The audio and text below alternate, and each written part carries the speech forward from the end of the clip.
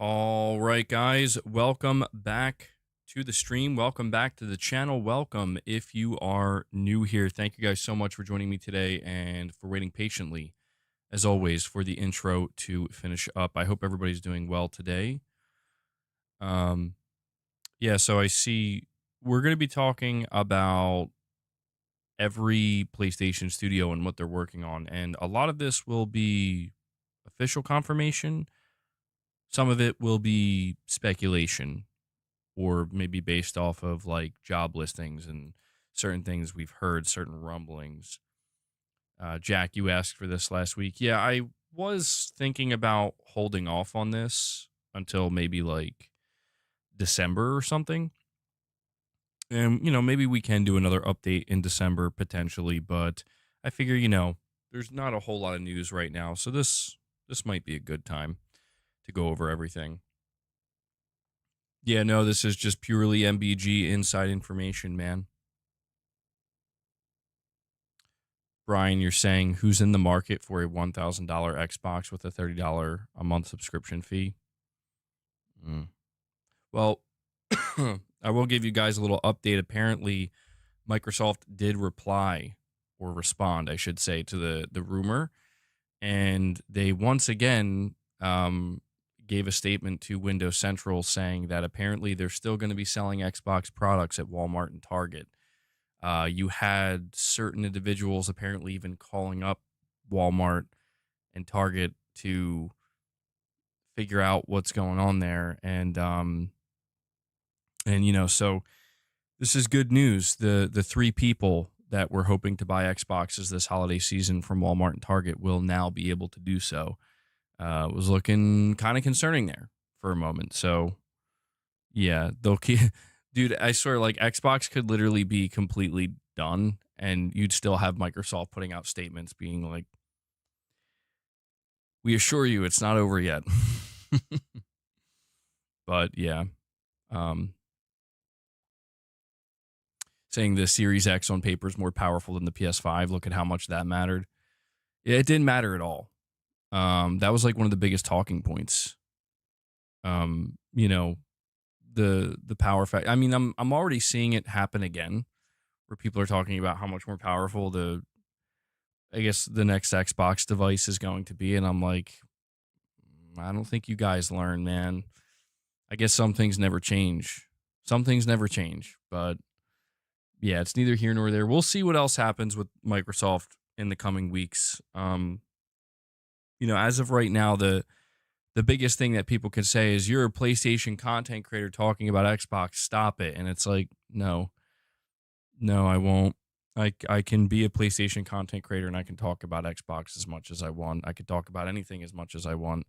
Um, it's just interesting to me that certain people are more fixated on that than what we're actually discussing, you know, like, which is like, there's a lot going on once again with the Microsoft side of things. Granted, things are pretty quiet on the Sony front. There's not a whole lot of news. They just released Ghost of Yotei. They're probably going to enjoy a pretty healthy holiday season, I would assume. We'll be interested to see the next Sony earnings, though, to kind of see what's going on with their console now that they've had to increase the price. Sony's just chilling after dropping another banger. Yeah, November 11th. Yeah, so we got about a month. Yeah, still no Ghost of Yotei sales. I'm curious what's going on there as well. Alinea Analytics apparently posted about Yotei sales, but I decided not to cover that because it's been proven that their data is inaccurate.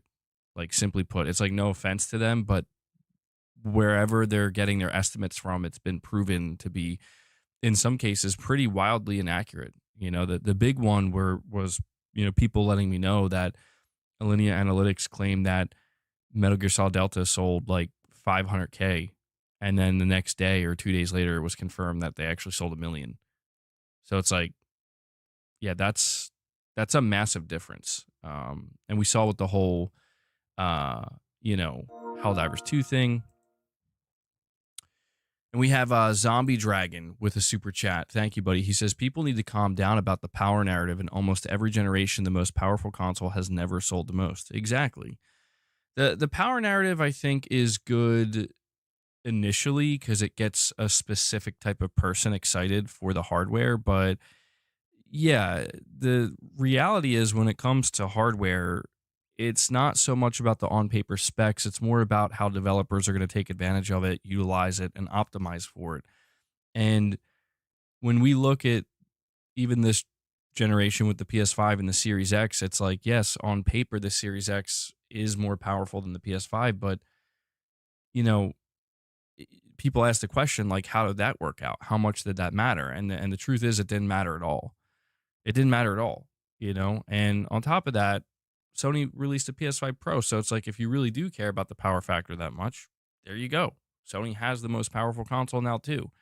It's totally optional. JMR is saying, I've missed the last few streams. How do you feel about Yote? I adore it. 9.5 out of 10. I'm about 20 hours in. I'm really enjoying it so far. I don't know that I could give a rating for it yet, JMR, because I'm still too early, but the story's picking up. I'm making some progress, and I can say visually, man, every time I boot up this game and I'm playing it on my Pro, I'm like blown away. I'm like, this game looks incredible. This game looks incredible. Moore's Law's Dead is stating that the PS6 is now set for production. Jake, yeah, I got a couple of your emails, buddy. I probably won't be referring to them today since we'll be talking about each PlayStation studio, but I do appreciate you trying to keep me in the loop with some stuff. I did see the one about that Silent Hill multiplayer that developer would like to make. Like that's interesting. That's definitely interesting. You're 33 hours in, only killed 2 of the Yote 6. Yeah, I'm 20 hours in. I've got 2 out of the 6 as well. But yeah, you have about 13 more hours on me. Garrett, you're 25 hours in so far. Neck and neck with Death Stranding 2 for Game of the Year. I mean, Yote is very impressive. It's a very, very impressive game, very well-made game.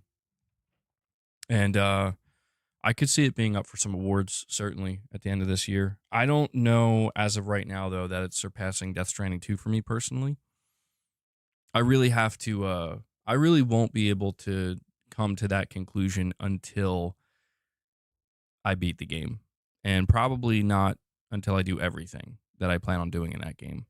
But I am thoroughly enjoying it so far. It's really fun, really good.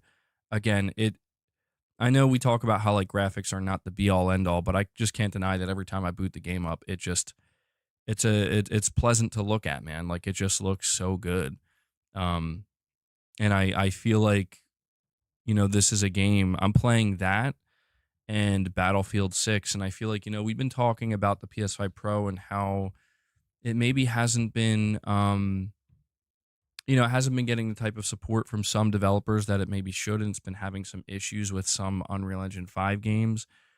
But Ghost of Yote and Battlefield 6 are 2 very well optimized games for the PS5 Pro, and they both look incredible on it. And playing these games on the PS5 Pro, I'm like, this is kind of what I had hoped for, having these games that look really crisp, really clean, really sharp, running at a smooth 60 frames per second. And even in the case of Yote with a little bit of ray tracing thrown in there as well, I'm like, I don't know that I could ask for much more from the PS5 Pro, considering it's, not a new gen console. It's a mid-gen.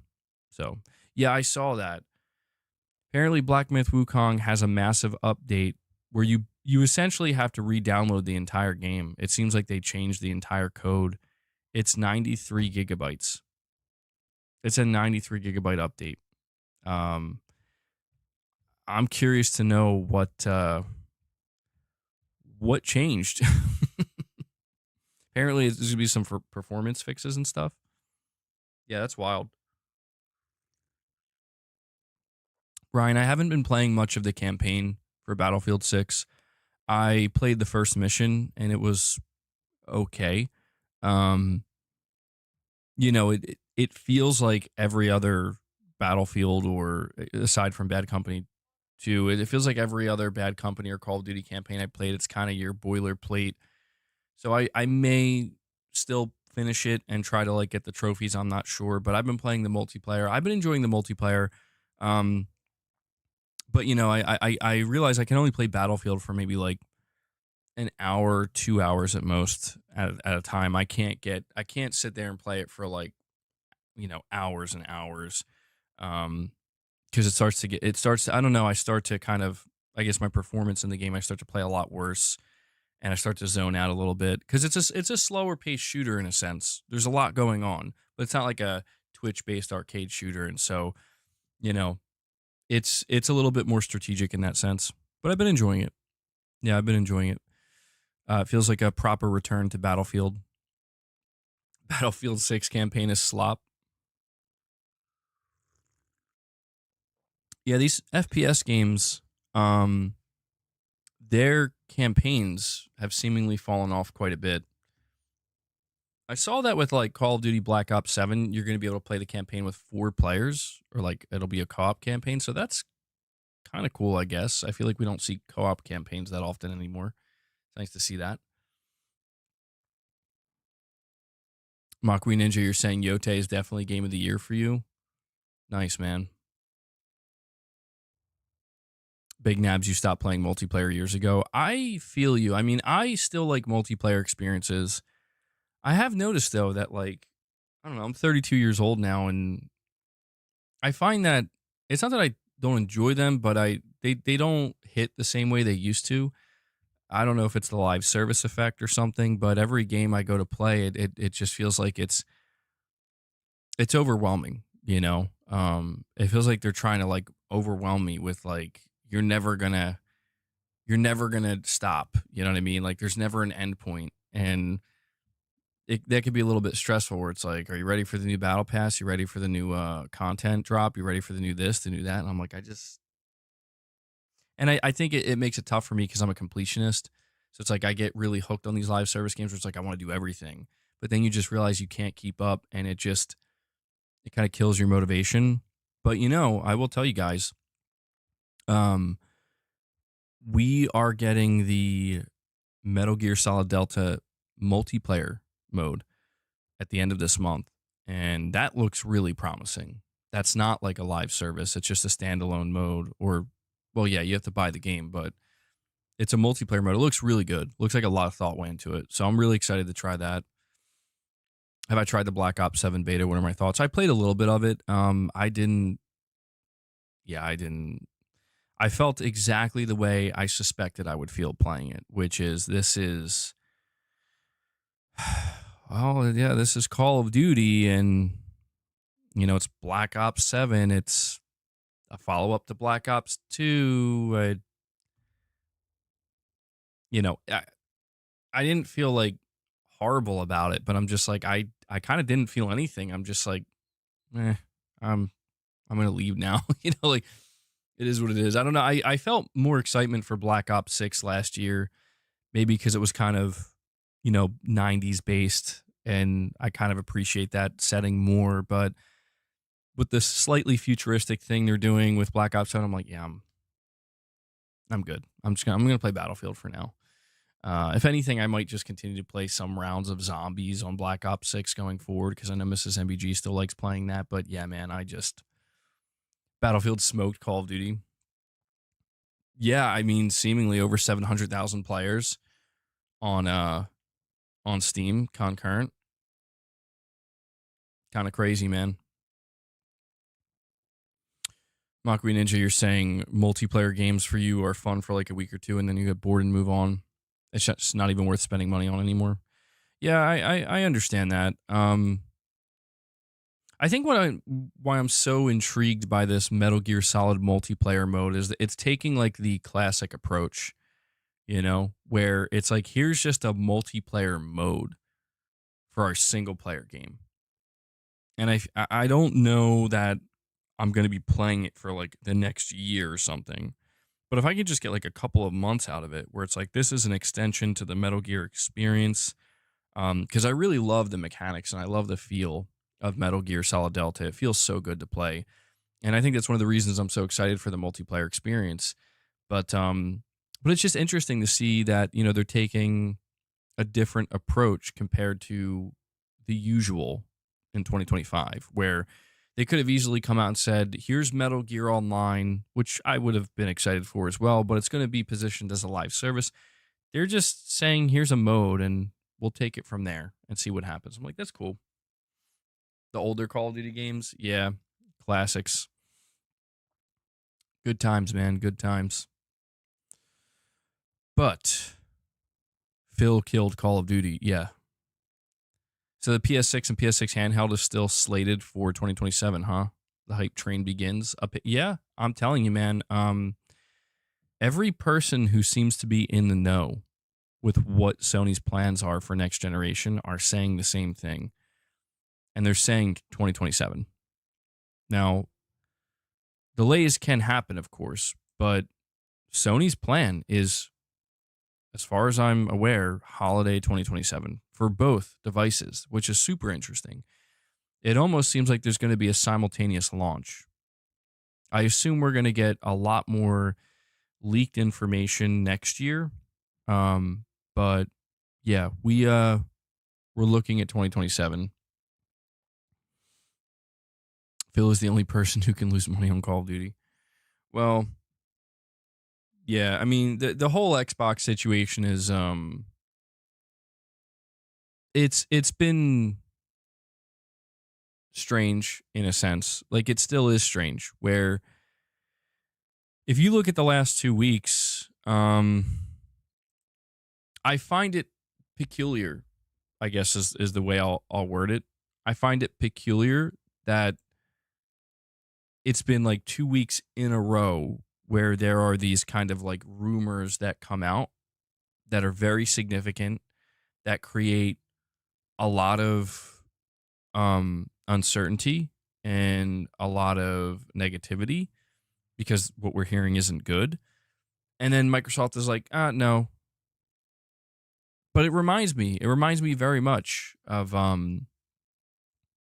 what happened last year in early 2024 when there was like mass hysteria because all these rumors started to come out and they all sounded bad. And Microsoft had to like do their podcast to calm it down. But, the most important thing is that most of what we heard from those rumors, if not everything we heard, did turn out to be true.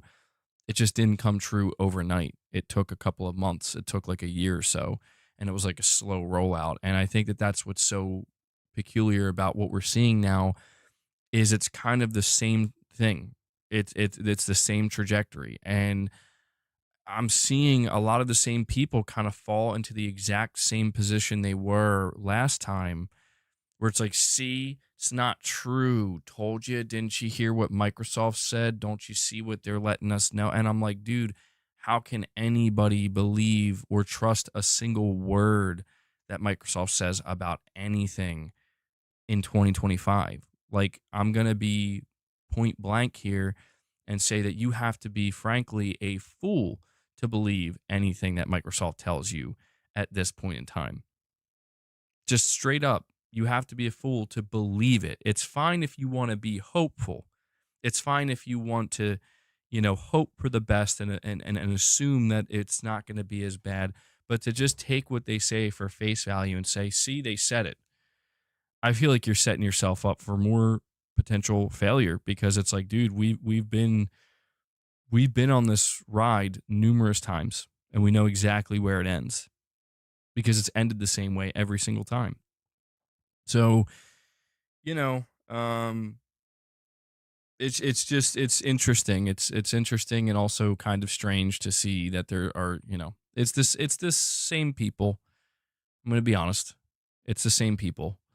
And these people that I'm referring to, they're going to go down with the ship and that's fine. I can kind of respect that to a degree. It's like you're going to stay loyal to the end, I suppose. But yeah, it's I'm not sure what else needs to happen. You know what I mean? MBG Xbox is not has not posted themselves. They're talking to Microsoft centric media because people are reaching out. It's not Microsoft just telling people. Yeah, I know what you're saying, Ray. It is like Microsoft has not done some kind of they have not come out and gotten ahead of this. They have responded to two requests from Windows Central. And that's fine. Like I'm not saying that there's anything wrong with that, but this is just why I try to urge people to like, I don't think it would be wise to assume that a random spokesperson giving you a single sentence reply, I would not place my bets on that. You know what I mean? Especially given Microsoft and Xbox's history. So, you know, it seems like it's more of an attempt to stop the negative headlines. It seems like it's more of an attempt to kind of like stop put out the fire really early. Windows Central is literally owned by Microsoft. Look at their name. Yeah, I mean, it is what it is, man. I just it gets frustrating to continue. Like, it's frustrating dealing with so many people still kind of on the how do I word this? Like, so many people still just seemingly buying in to like what Microsoft is saying and doing, and it's like, bro, I am kind of at a loss at this point. Like, I don't know what else could actually happen for the trust to be broken. And that's why I say that I think the people who are left, it's like they are going to go down with the ship. They want to go down with the ship because maybe that is the only option for them, I suppose. It sounds dramatic, but it's like I don't know what good faith is left to be, projected into that direction at this point. Um, Mini Tom, what's going on, man? I'm doing well. Hope you're doing good. That's an interesting point, Ray. You're saying if Windows Central didn't ask, then Microsoft would have just kept quiet. Yeah. I've been seeing some people saying that it seems like they're trying to test the waters, which I believe that 100%. Like, they're trying to test the waters and figure out, like, so how would people react? How would the internet react if we did do this, hypothetically speaking? Like, rumored, if this happened, what would the reaction be? And I think Microsoft's just trying to get it to a point. I'll be honest. Like, I feel like they're trying to get it to a point where they want it to be so almost expected that like people won't even really react to it. That, like, you know what I mean? Like, when the day comes where it's like, oh, we're kind of done. It's just like crickets. Like, okay, bro, whatever. Like, we know. Like, we've known. It seems like they're just kind of waiting to get to that point. But I sense there's an urgency. You know, I sense there's an urgency where the feeling I'm picking up on is like they want to like make some moves, but there are things that they have to tamp down and dismantle before they can move forward. And I get the sense that they want, the executives at Microsoft, the board of Microsoft, in the interest of shareholders, they want to start getting a move on. But they are kind of afraid of this potential like negative backlash and this massive wave. I mean, we have to understand that this is the same company that basically killed their brand in one day with the Xbox One reveal. So they're going to have trepidation. They're going to have reservations. They're going to have concern. And that makes sense. But we'll see what happens. With that being said, though, we should probably take a look at some of these PlayStation studios and go over what they're working on. Digital Dude says, MBG, remember when we joked about GTA 6 being console exclusive to PlayStation? That doesn't seem unrealistic now. Well, yeah, man. I mean, I talked a little bit about this yesterday. I, I mean, look, before I move on, it's like, that's all fine, well, and good if Walmart and Target are going to continue to sell Xbox products, but it's like, who's buying? Serious question. Like, who's buying Xbox? I I'm not that's not a console war thing. It's just a real question. Like, who would choose to buy an Xbox device over a PlayStation or a Switch or even PC? This is why these rumors, people want to, like, you want to see the Xbox defenders like it's misinformation, it's Xbox hate. They're trying to hate on it. They're trying to spread the fear, uncertainty, and doubt. It's like, bro, there's no need to spread the fear, uncertainty, and doubt. The fear, uncertainty, and doubt has been instilled by Microsoft themselves. You know, they're the ones spreading it the hardest. Isn't that right, boss? Boss is like, it is time to speak about PlayStation Studios. You haven't used your Xbox for 6 years, Mini Tom? Damn. I mean, the last Xbox I bought was the One X, which was a good console, but I don't even know where it is. I'm going to be honest. I think it's somewhere in my house. I don't know where it went. Um, and I think I tried using it years ago for like Rock Band or something, and it was so slow. I'm like, dude, I can't do this. This is painful. Hold on one sec.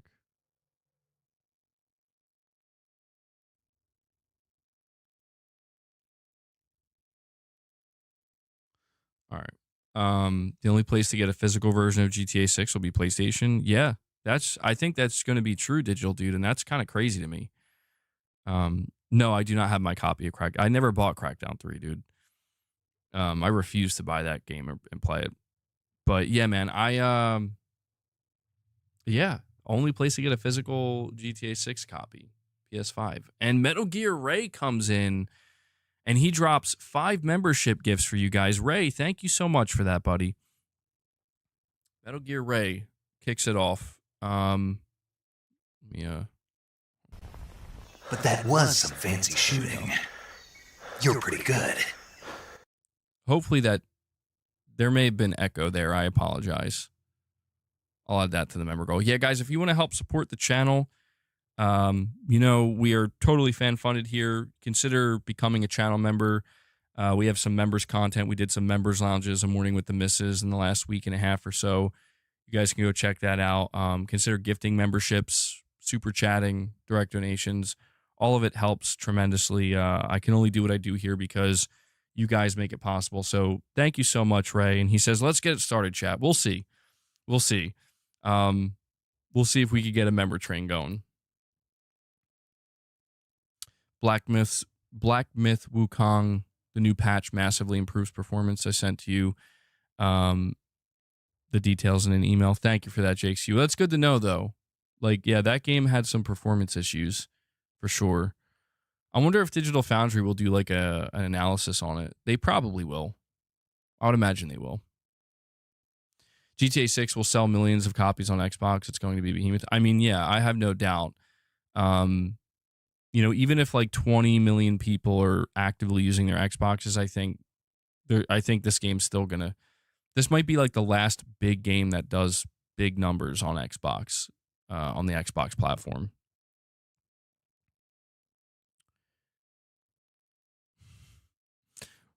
Wait, Jenna, I'm confused.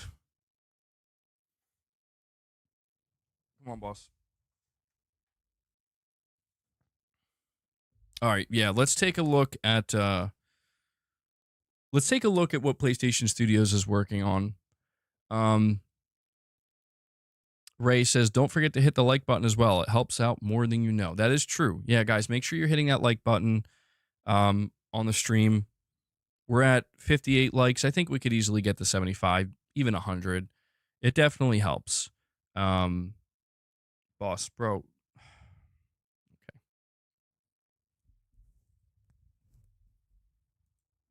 Okay. Are you trying to bite my mic, dude? Like, what are you doing? He just stares ahead like nothing. I'm doing nothing. Boss has something to say. Yeah, he has something to say. Starts biting the mic. Yeah, he's not going to let me go over these studios, man.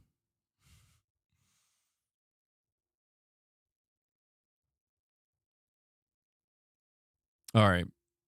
We good? So, PlayStation Studios, here's what it says on their official website. We love storytelling. It inspires and drives everything we do. This organization has defined gaming for generations. Our collective of studios and teams span the globe and together advance gaming and the positive impact it has on people's lives. PlayStation Studios is the fabric that binds us together with the boldness and spirit to explore, the passion to invent and reinvent, and the confidence to let imagination lead the way. Are you ready to join us? Here's a quote from Herman Holst, the CEO of the Studio Business Group. PlayStation Studios is a creator led organization. Our collective of studios and teams have built some of the most memorable gaming experiences imaginable. Together, we build worlds. And then over on their official website, they have, they're like showcasing some new and upcoming releases, but then they have a list of all of their first party teams. And so, what we're going to do is break it down. We're going to go over each team one by one and talk about what we know they're working on and what we suspect they're working on. Burko, you're saying yes, you platinum DOT, 9 out of 10 for you. Death Stranding 2 sticker game of the year. Nice, dude. All right, boss. Come on. Go chill. If we hit 25 members, I'll give you your treats, all right?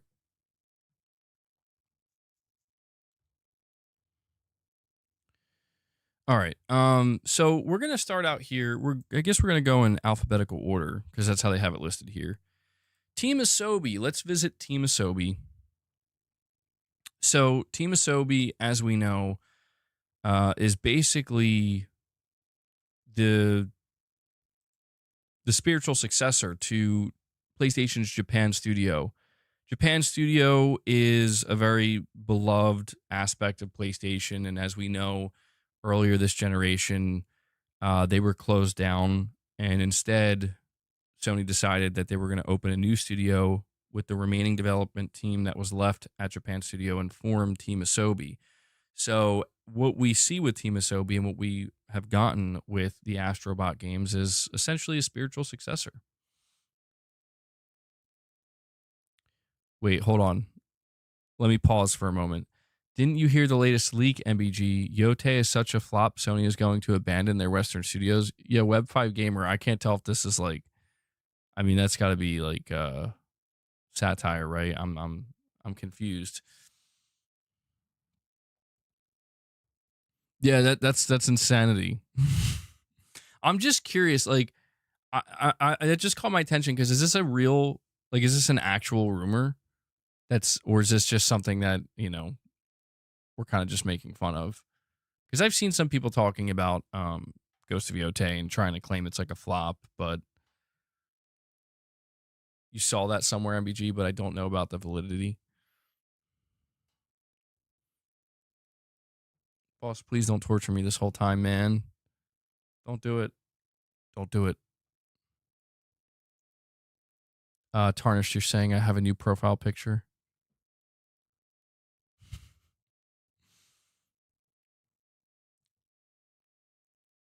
Yeah, so Team Asobi, they did they did Astro's Playroom, which is the best-selling PlayStation game of the generation by far, because it's a pack-in with the PS5. And it was incredible. Like, it was so good. And it was like, oh man, these guys, they cooked with something that was just supposed to be a little basic tech demo, but it felt like a full-blown game. And then, as we know, last year Astrobot came out, won game of the year, and really, I think, kind of shocked people. Truly, I think Astrobot shocked people.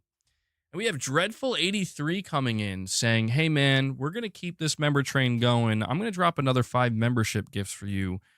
And with that, Dreadful, thank you. That brings us up to 10 members on the day. And so I will add that to the counter. And like I said, if we get to 25, we'll feed the beast here. We'll give boss some treats because he's jonesing over here. And so Dreadful, bro, here we go. This is an incredibly exciting time for PlayStation. There you go. You get a Herman Holst. So Ray dropped 5, Dreadful dropped 5. We'll see if we can keep it going, guys. All right. Jake's, yeah, be careful with that number, Jake. I've been seeing that going around. Boss. Come on, man. Chill. People have been I've been seeing the number 1.6 million for Yote sales going around. But that comes from Alinea Analytics, and they've been proven to be inaccurate at times, like very inaccurate. So I would truthfully just wait until we get like official data from Sony, which I'm sure at some point we will. Boss, are you serious, man? He's like pushing me. He's like, get out of my way. But yeah, Team Asobi, they did Astrobot. Astrobot won Game of the Year, man. And Sony's clearly very proud of what Team Asobi achieved. And I think Sony's also very surprised at just how well received the game was. I don't think Sony was anticipating that Team Asobi was going to drop a Game of the Year in 2024. Sony was obviously very much behind Astrobot, and it was like the perfect storm, I guess you could say, where Astrobot, which is celebrating so much of PlayStation's history, is also launching on on their 30th anniversary. Basically, it was awesome. And Astrobot's an incredible game, man.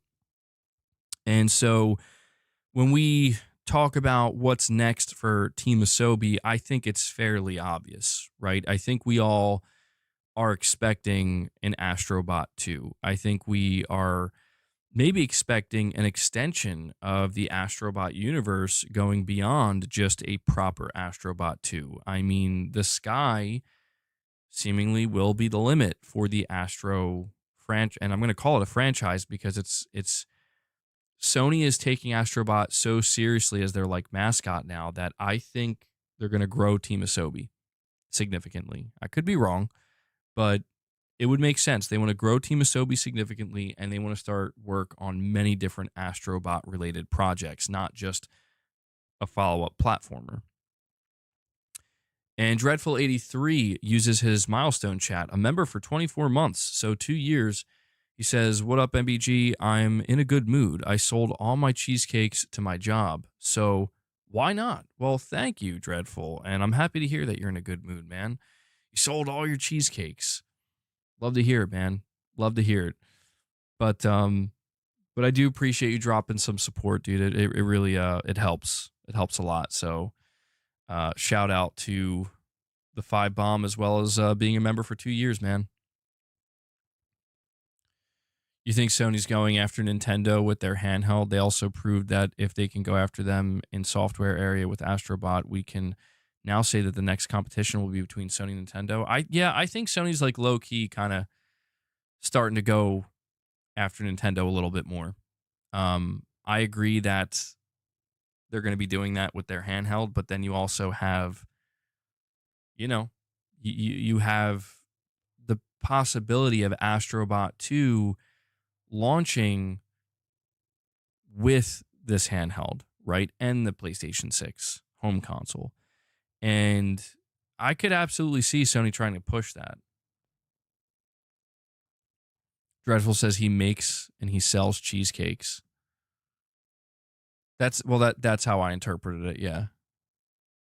Hey man, you know who makes really good cheesecake? Mrs. MBG. I'm not the biggest fan of cheesecake myself, but Mrs. MBG makes cheesecake, and every year when we go to like Thanksgiving or if we're doing like a Christmas dinner, we have family. She always makes a cheesecake, and it goes, man. People love it. It doesn't last very long because everybody's eating it. Cheesecake is life. Lady Gamer, you love cheesecake?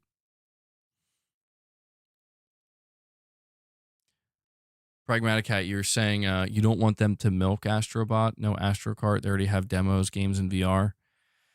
Well, maybe they won't. Maybe they'll leave it up to Team Asobi. Sean's extremely unsettled that I'm not the biggest fan of cheesecake.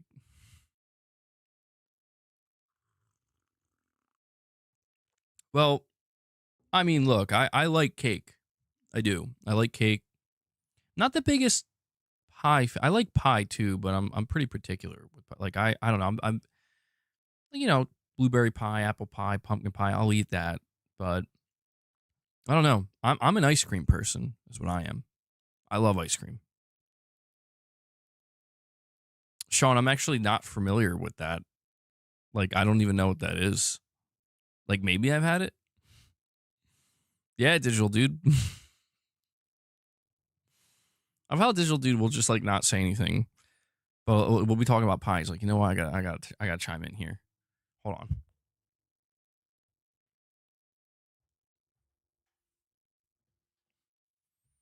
It's more of a UK thing. Yeah, I've never heard of it. Well, my favorite thing is ice cream cake. That's my favorite. So,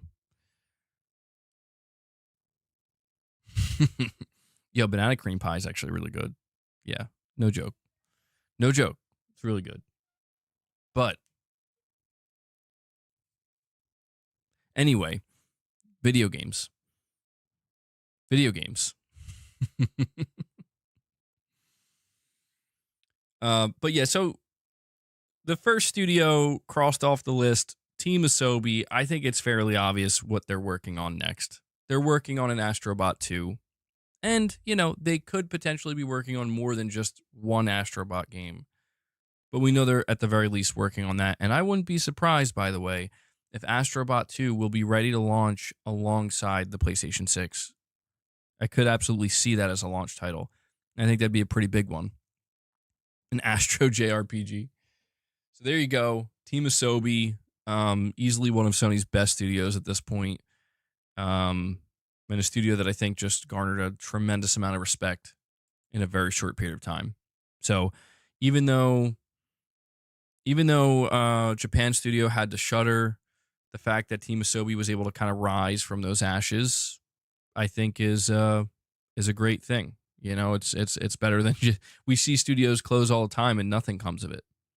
You know, nothing good happens. They just close and that's it, and it's the end. So at least with this, there was kind of something we got from it. But we're gonna move on to the next studio, guys, and the next studio is Bend Studio, located in Oregon. Um, we've talked a lot about Bend Studio, but I have to say, out of all the studios we're going to talk about today, there's a few studios here that have big question marks on them. A lot of the studios we go over, we actually have a very good idea of what they're doing, but Bend Studio is now in the category of just big question mark. There are a few things we do know though. So the first thing we know is they are making another game. This has been confirmed. The second thing we know is that this game will have some type of multiplayer. Does that mean it's live service? We don't know. Does that mean it's going to be single player with a tacked on multiplayer? We don't know. Does that mean it's going to be co-op? We do not know. All we know is they're making another game and it will have some type of multiplayer. Outside of that, we know absolutely nothing. Previously, we knew quite a bit about what Bend was working on. Bend decided they wanted to make a live service shooter of some kind, and they were working on it for about 3 years or so, and then it just abruptly got canceled. We never got the reason why it was canceled, but it seems safe to say that it was just not coming together well. It wasn't meeting milestones, or it just, it just wasn't happening the way that they wanted it to. And the story with Bend is a strange one because it just seems like it really seemed like the most obvious path forward for Bend Studio was okay, make a Days Gone sequel. Sold well, didn't review as well, but you have a big fan base. You have people that would absolutely love to buy and support and play a Days Gone 2, and they decided not to do that. Jake, you live 3 hours from Bend, Oregon. Nice. Yeah, what's interesting about Bend Studio is their location. They're in a location that's not really known to house, development teams that work on games. It's kind of a standout in that sense.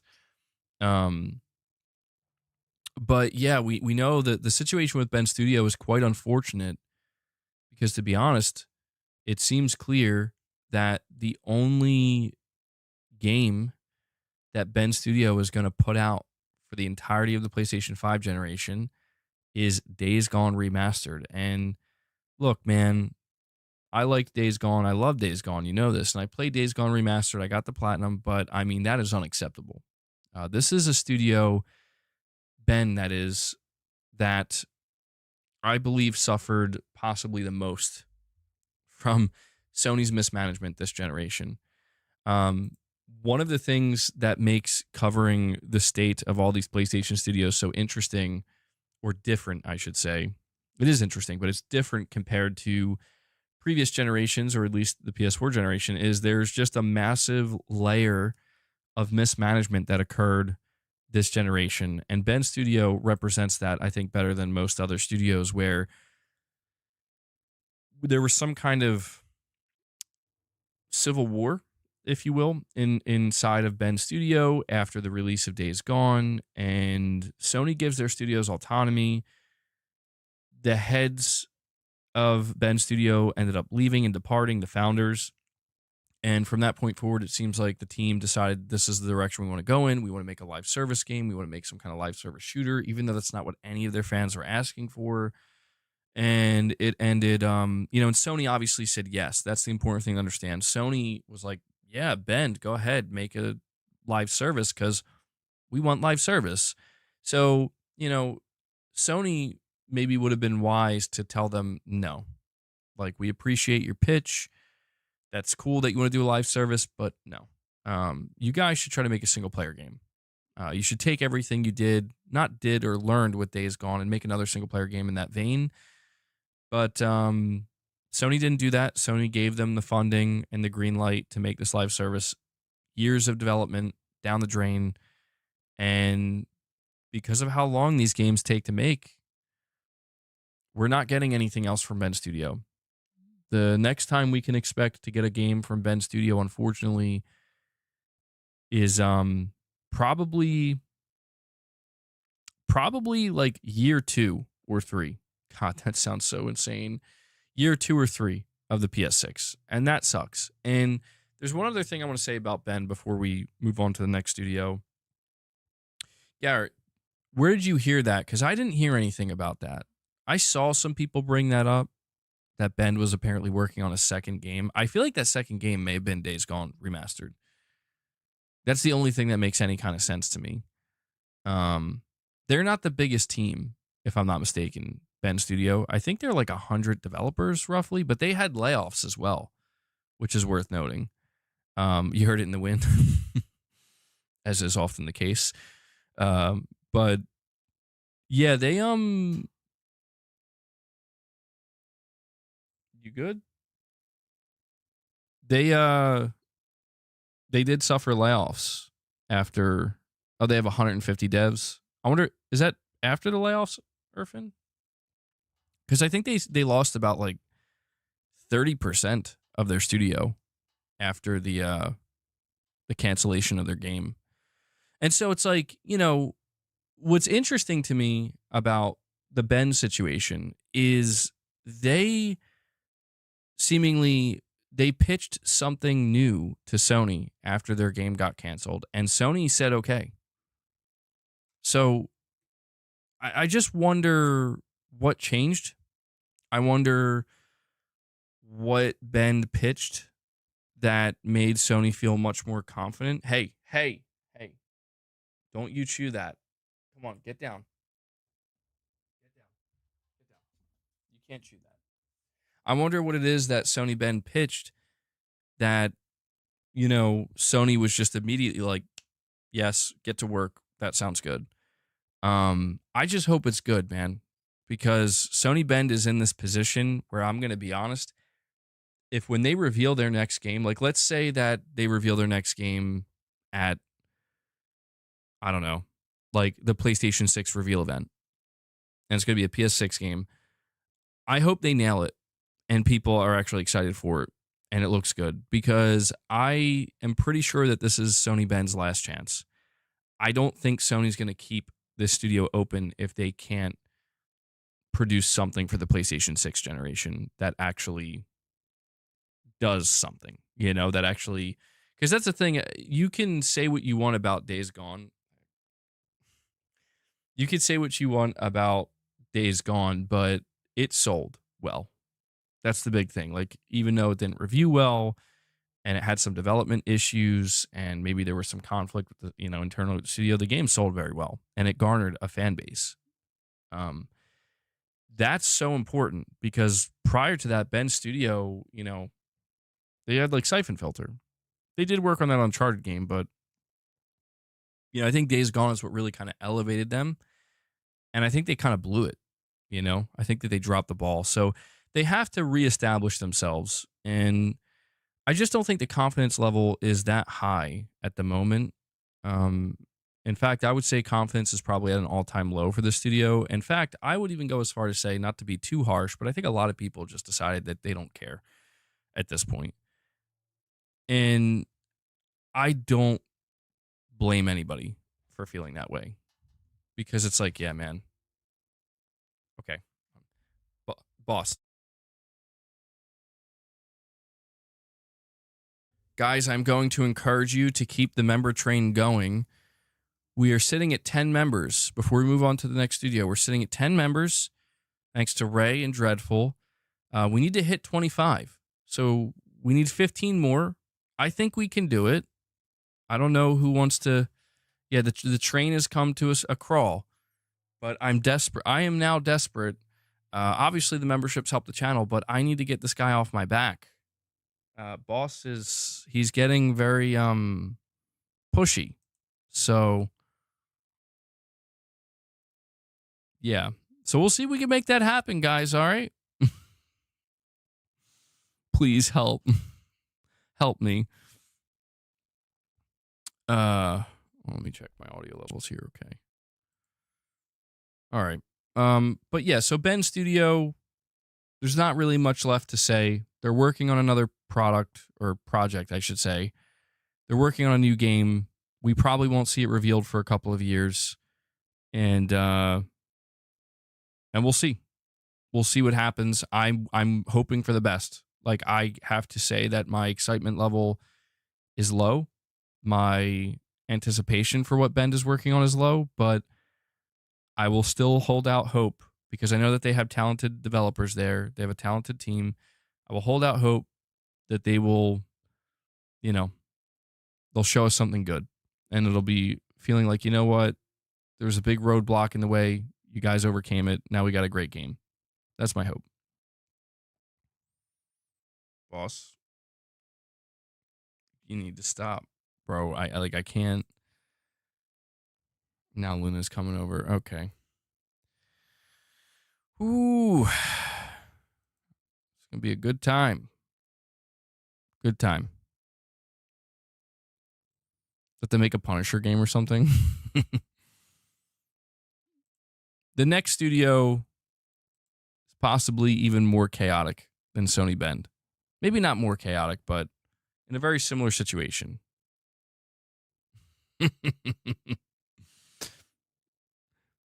Damn, Captain Hook. I understood that reference.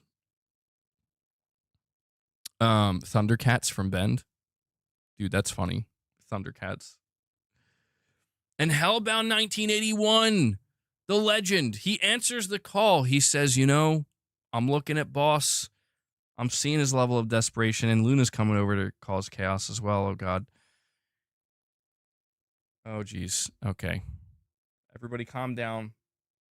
Hellbound drops another 5 membership gifts for you guys, and he gets us to 15. And just like that, Hellbound sets you guys up. 10 will do it. A 10 bomb will do it. 2 5s, 10 singles. However you guys want to do this. I don't care how you do it. But please, God, these cats, they're going to take over. Hellbound, thank you so much for that, man.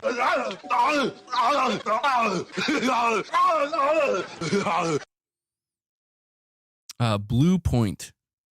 Blue Point is next. Bro, where's Corey at, man? I know if Corey was here, he'd get us there. The group of chaos have gathered. Dude, they have. They really have.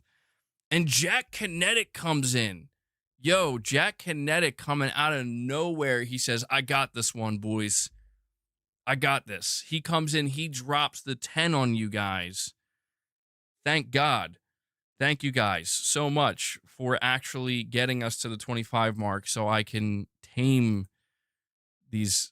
You know what's funny? Like, I'm making it sound like they're all wild and chaotic. They're just literally sitting there. They're both just sitting here right now.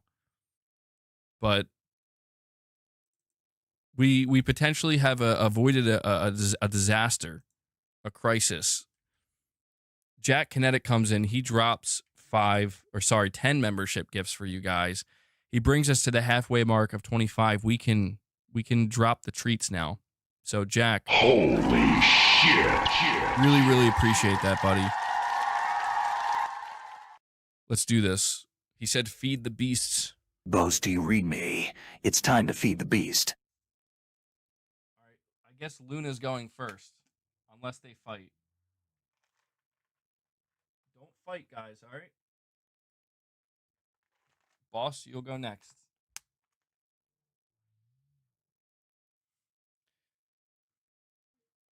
All right. I'm a little bit nervous as to what's going to happen here because Boss definitely is not happy.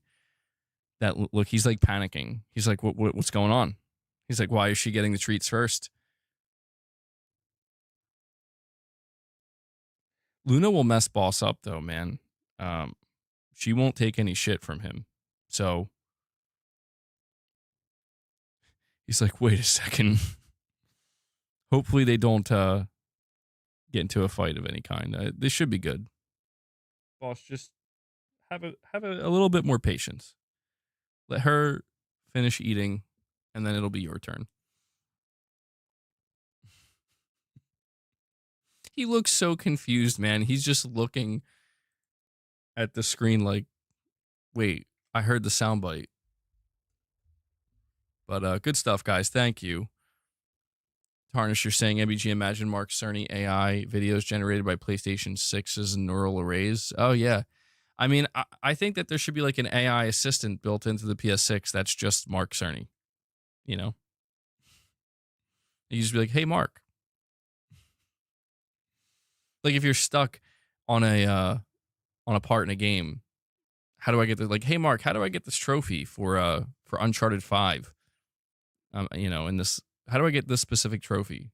And he'll just like start talking to me like, here's how you do it. But yes, the next studio in line after Bend is Blue Point. And Blue Point, unfortunately, basically suffered the same fate as Bend Studio this generation, although not as bad, I would say, because the thing is, Blue Point, even though they're not going to be able to put out anything else this generation, you know, their next game is gonna be a PlayStation 6 game as well. We can at least say that they put out a really, really good, phenomenal, actually, remake of Demon Souls as a launch title. And so the strangest, I mean, Blue Point might be the most perplexing situation when it comes to, you know, how did we get here with the studio? And what I'm referring to, obviously, I'm sure most of you already know about it, but in case you didn't, Blue Point was working on a live service God of War title. And they were working on it for about, I think, 2 years. They helped Santa Monica Studio wrap up development as a support studio on Ragnarok. And then afterwards, I guess they pitched Sony on a live service God of War game. And Herman said, I like it. Oh, here we go, boss. Your turn. You ready?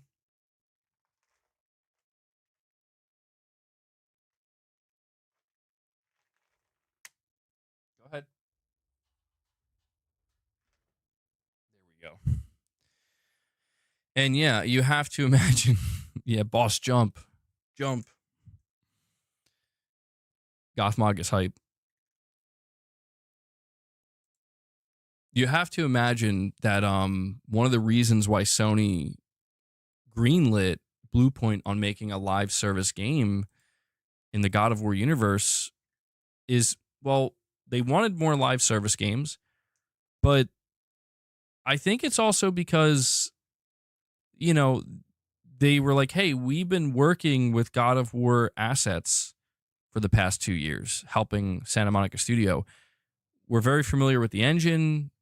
You can see that logic there where it's like we should do something with God of War because we've been working with this engine and the studio for the past couple years. So it kind of, it makes their transition to the next game smoother, but the idea of a lot, I mean, dude, Blue Point, here's the most shocking thing about the Blue Point situation. And this is why I just feel like Sony didn't really know what they were doing in live service. Blue Point is not a studio that is ready to any capacity to take on a live service endeavor. Like, you're talking about a studio that has never even made an original game, and it's no offense to them. It's just they're masters of remasters and remakes. That's what they do.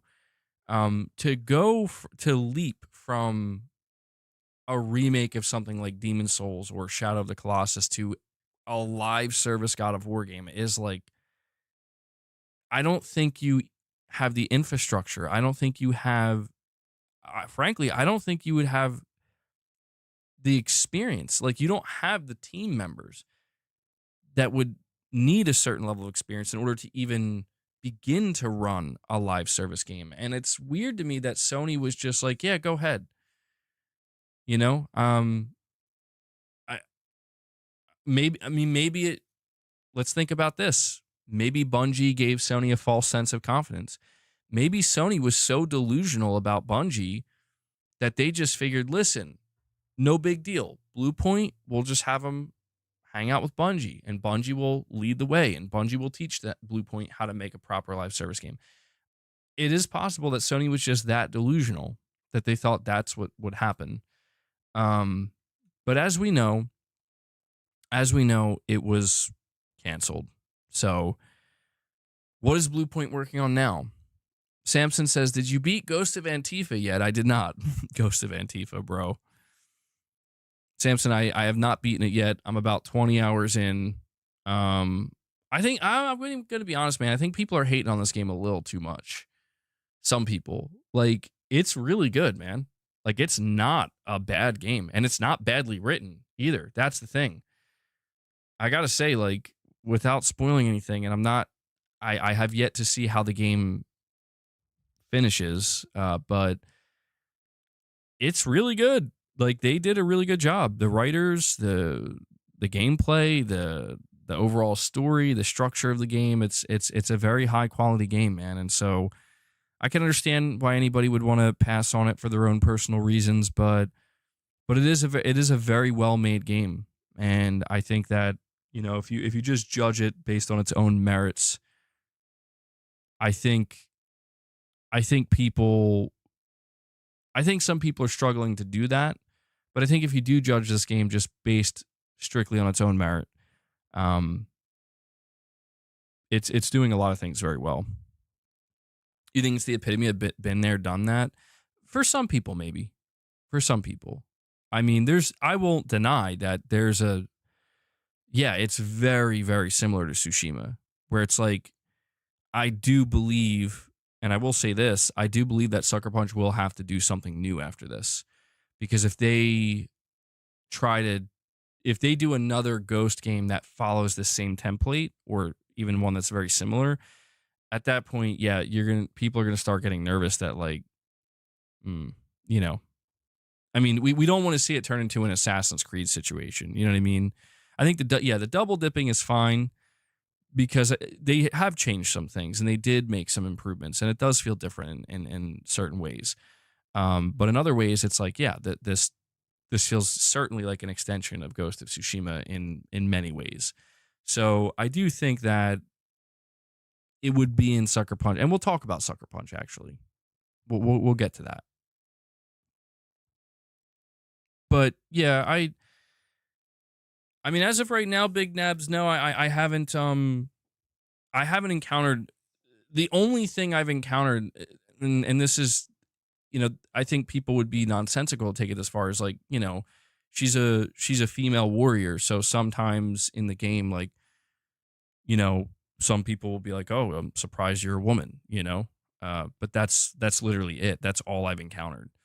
Um, the dynamic between Atsu and the other characters in the game is actually really natural as well. There hasn't been anything I've encountered where I'm like, huh? You know, like there hasn't been a moment in the writing, in the dialogue, in the storytelling where I'm like, what? You know, like that's kind of weird. There was one thing I encountered though that I don't want to talk about it now. I'll just kind of hint at it, but we will talk about it when we do the spoiler cast. There was a moment where I was like, yo, um, this is reminding me of something. Like, it's really difficult to talk about without spoiling anything, but there was like a moment that I kind of like, yo, this is okay. And the way it left me feeling about Atsu was interesting, where I'm like, that's okay. This is different. Like it evoked a very particular and different feeling for Atsu compared to how I felt about Jin. And I'll talk about that in the spoiler cast when we get to it.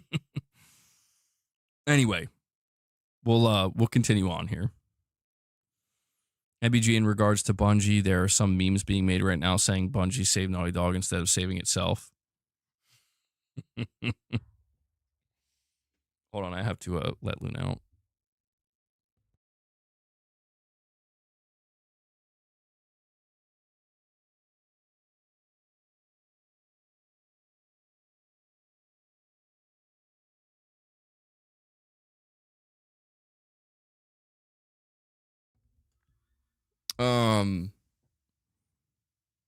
Garrett, you're saying thank God Sony lets the devs make the games that they want to and doesn't listen to Culture Warriors Online.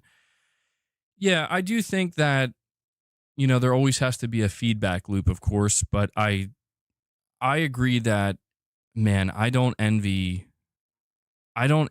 any studio that, Sony or otherwise, that has to try to, you know, wade through all of the feedback and all the discourse, because it becomes probably impossible to determine, like, what do we take from this? You know what I mean? Like what, we don't know where to go from here. Samson with a $5 super chat. I appreciate that, buddy. You're saying I'm a Sony guy, but my morals are too strong. The dev was out of line, and that person who face modeled the main character is Antifa. I just can't, and I can respect that, Samson. I can respect that. I just, it is unfortunate that I think when you look at Ghost of Tsushima versus Yote, there are certain, like the things you're mentioning, these are things that I think it feels like, man, it was better when it was just Ghost of Tsushima without anything at all that could potentially be seen as, you know, morally divisive in any regard. It's better when a game, from the time it's announced to the time it launches, is just a clean, you know what I mean? It's just a clean trajectory with no bumps, no nothing. I want to see that. I feel like a lot of Sony games, the last game I remember getting from Sony where it was God of War Ragnarok, from what I can remember anyway. And you know, there's no denying that, at least for me, because I partake in the conversations and I partake in the deep discussions. Anytime any of the games we cover are entangled in any kind of, you know, any kind of potential drama or controversy, it's going to be unavoidable to at least acknowledge. And it can become difficult in some instances. I don't think anything will top The Last of Us Part 2, though. I got to be honest. I think that might be like the peak of, like, you want to talk about like a game that created the largest divide I've ever, like, and it wasn't even political either. It's just straight up like, you either love or hate this game, bro. No, Concord is funny because everybody was aligned. Yo, Titus just came in and she's like, "Oh my god, bro! I thought we were talking about PlayStation Studios. You're talking about The Last of Us 2." I love the idea of like this just being a nightmare for Tidy. She's like, "Oh, look at this MBG streaming. A breakdown of what every PlayStation studio is working on." He comes in, literally the first thing he hears me talking about is The Last of Us Part 2. That's some funny shit, dude. But Samson, to get back to your super chat, I can respect it, man. You know, I'm not gonna. Who am I to tell anybody what they should or shouldn't support? You know what I mean? It's not my place to do that. And, you know, the only thing I ever ask people to try to do in this regard is just try to keep it as respectful as you can, which you guys have done a very good job with. And you know, that's one of the reasons why I just can't exist really on Twitter, because people are not willing to do that. People are, you know, I just think sometimes we have to just get down to it, and that's why everything I've said about Ghost of Yote so far is separate from anything outside of just what the game is itself and what Sucker Punch developed. You know, it's just entertainment. It's not that deep. That's absolutely true. Doesn't have to be. Doesn't have to be. You know.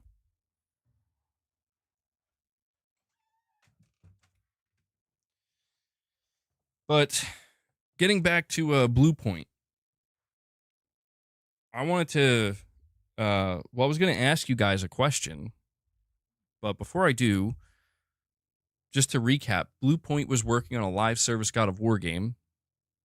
It got canceled, and Blue Point now, I don't believe we've had official confirmation that they're working on a new game. But if Ben Studio already had their next game greenlit, I have to imagine Blue Point did as well. And so Blue Point is another studio, unfortunately, that has a giant question mark on them, where I don't know what they're working on. And I can't even say that it's been confirmed that they're working on a new game. The studio did not suffer layoffs, though, which is good. They didn't suffer layoffs. They, nothing bad really happened other than they just don't have a game. So, you know, I just kind of want to throw it to you guys. Like, what do you think, realistically? Not what you want, but what do you think Blue Point's going to be doing next? Because my instinct immediately goes towards, surely they're going to do another remake of some kind, right? Like yeah, right, Brian? Like it feels like, so they're going to do a remake. Like they tried something a little different. It went horribly wrong. It got canceled. They're going to remake The Last of Us Part 2, bro. Introducing The Last of Us Part 2 remake, PlayStation 6, Blue Point. Oh no. Remaking Uncharted. Oh, that would be interesting. An Uncharted 1 remake from Blue Point, that could work. Yeah, the dream is a Bloodborne remake, but I don't think they're doing it. Ray traced Abby Abs.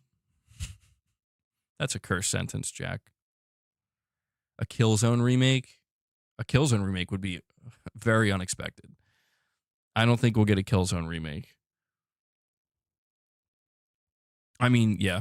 To me, that's the dream. A Bloodborne remake ready for the launch of the PlayStation 6, similar to what we got with Demon Souls. I don't think it's happening though, man. I gotta be honest. I I do believe that the rumors that nothing's going on with Bloodborne. Shems, you're saying stop with the remakes. I normally would agree with that, but I'm not sure what else Blue Point could do. I feel like if they tried to make a brand new game, it's too risky. Where it's like, guys, you haven't put out something since 2020, and your last game just got canceled. I feel like you got to go. You know, you got to go with something a little bit safer for the safety and the health of your studio potentially. Today's Uncharted 2's 16th anniversary. Jeez. I didn't know that.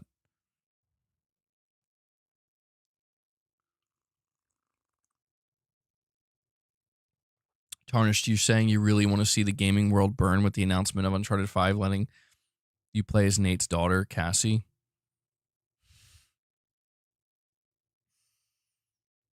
I mean, dude, I'm not gonna lie, I would not look forward to that. Just because, like, yeah, I don't know. I mean, if they are doing another Uncharted, we'll talk about Naughty Dog. We'll talk about that. They're coming up.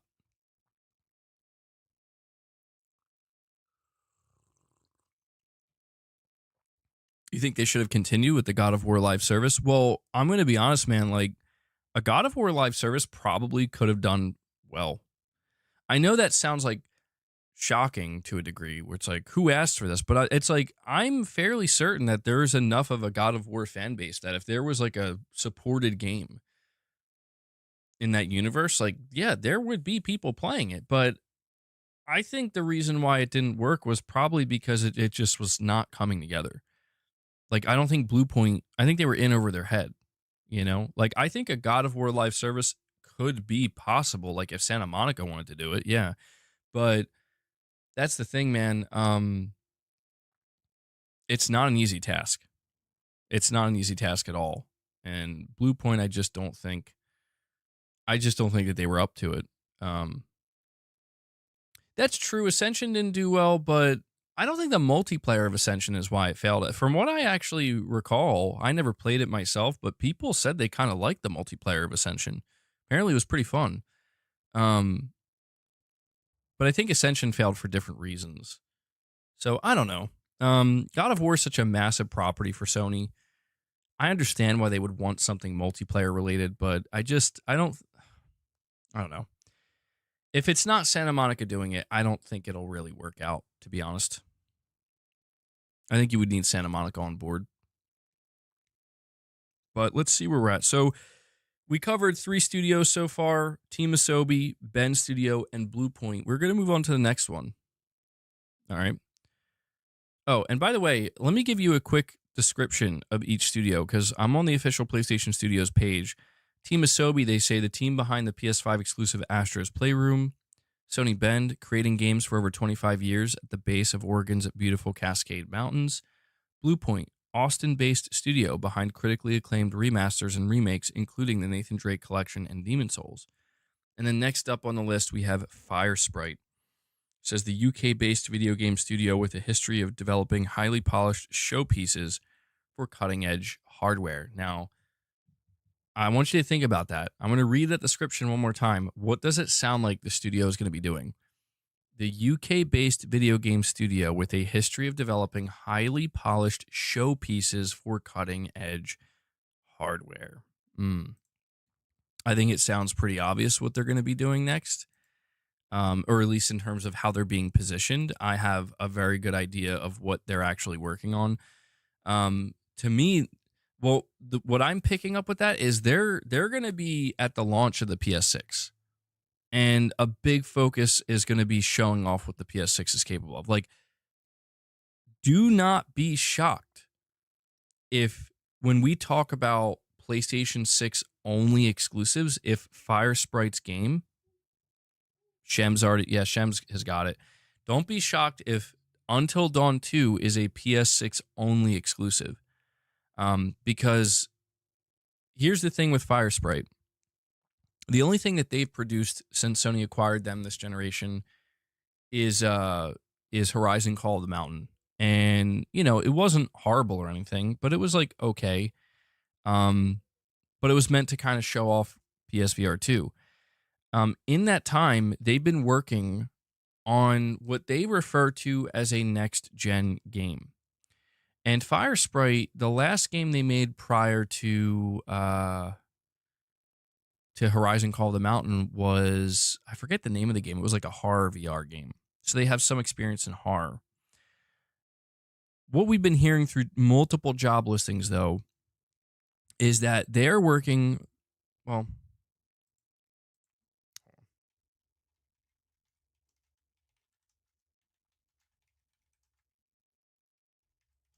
let me see if I could just bring it up here. Yeah, so here we go. August. This was just from a couple months ago. Firesprite has posted a job opening for a principal gameplay animator to work on a dark, story-driven, next-generation narrative adventure project. The successful candidate will be working closely alongside other teams at Firesprite to create playable animations to the highest quality, with the as yet untitled project describing it as having AAA ambitions with a strong emphasis on character. Next generation technology was specifically mentioned as helping to bring the game's atmosphere, storytelling, player agency, and narrative into, quote, groundbreaking territory. Um, there are other job listings as well that, trying to find one that's a little bit. So from July, Firesprite's next gen Until Dawn style horror game heading to PlayStation 6. Uh, trying to see. So the most recent job listing, innovative next gen territory.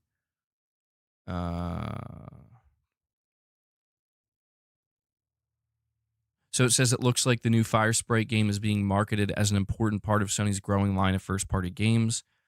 As with previous lineups, the focus is still on making games that are emotionally powerful, visually beautiful, and have complex storylines. So yeah, there are like multiple job listings where the way that they describe what Firesprite is working on, it sounds very much like they're working on Until Dawn 2. And we know that Sony released Until Dawn remake. They did an Until Dawn movie.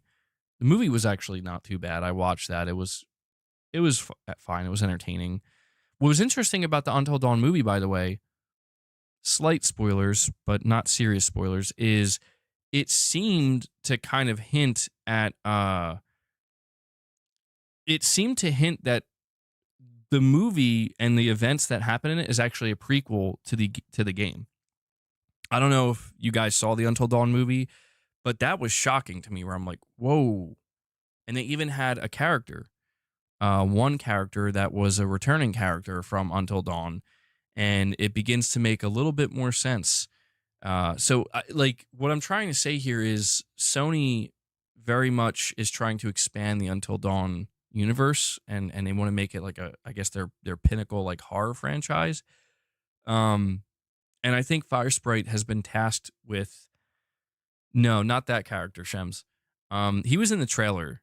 He like so it's not a spoiler. They showed him off. It was the um the therapist, Dr. Hill, I think his name is. He was in the movie. Um, so there's like some level of continuity there. And again, if you watch the movie and you get that like little bonus scene at the end, it's like they pretty much confirm that this game is a prequel to Until Dawn, like the game or the events that you experience in the game. And if you play the Until Dawn remake, you know that they change a couple things and they give you like more endings now. And it pretty much confirms that they're continuing Until Dawn. And so you have to ask yourself, well, like, which studio is doing this? You look at the job descriptions of Firesprite, and literally their job descriptions to a T describe Until Dawn without saying it's Until Dawn. So I feel 95% certain that Firesprite is working on an Until Dawn sequel that is going to be revealed for the PlayStation 6, probably during the event when they do a PlayStation 6 reveal event. You'll probably see Until Dawn 2 revealed by Firesprite. And I think it will be a PS6 only game because they keep emphasizing taking advantage of next gen technologies. And, you know, I think it could even be part of the launch window of the PS6 because this game has been in development for a few years now. And we're still a few years away from the PS6 launching. So I think Firesprite is a studio that sometimes people forget Sony acquired. And I can't blame them because they haven't really done much. But they're something else I want to mention to you guys is they're a massive team. Firesprite has like hundreds of developers. I don't know their total head count.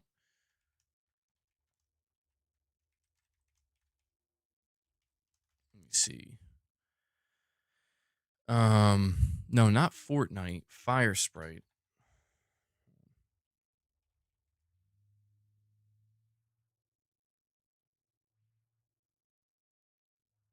Oh, you know what? Hold on. They may have leaned. Firesprite may have slimmed down quite a bit. Early 2025, some sources indicate the number of developers has dropped to around 130, attributing this to layoffs that occurred Oh, yeah, that's true. I forgot about that. So they had like 260 employees, but then there were layoffs in between the acquisition and where we are now in 2025. So I think, yeah, they were probably shrunk down. But 130, that's about the size of a AAA team. So it seems like they're working on one project, or all their focus has went to that one project. But there you go. That's another PlayStation Studio Fire Sprite. Yeah, it seems like they're just working on this Until Dawn sequel, and I'm very curious to see how this turns out. Because I have to admit, like, I played Until Dawn. I didn't play Until Dawn on the PS4, but I played the remake, and I loved it. Like, me and Mrs. MBG loved it. I'm like, this game's amazing. I can't believe I missed out on this one. And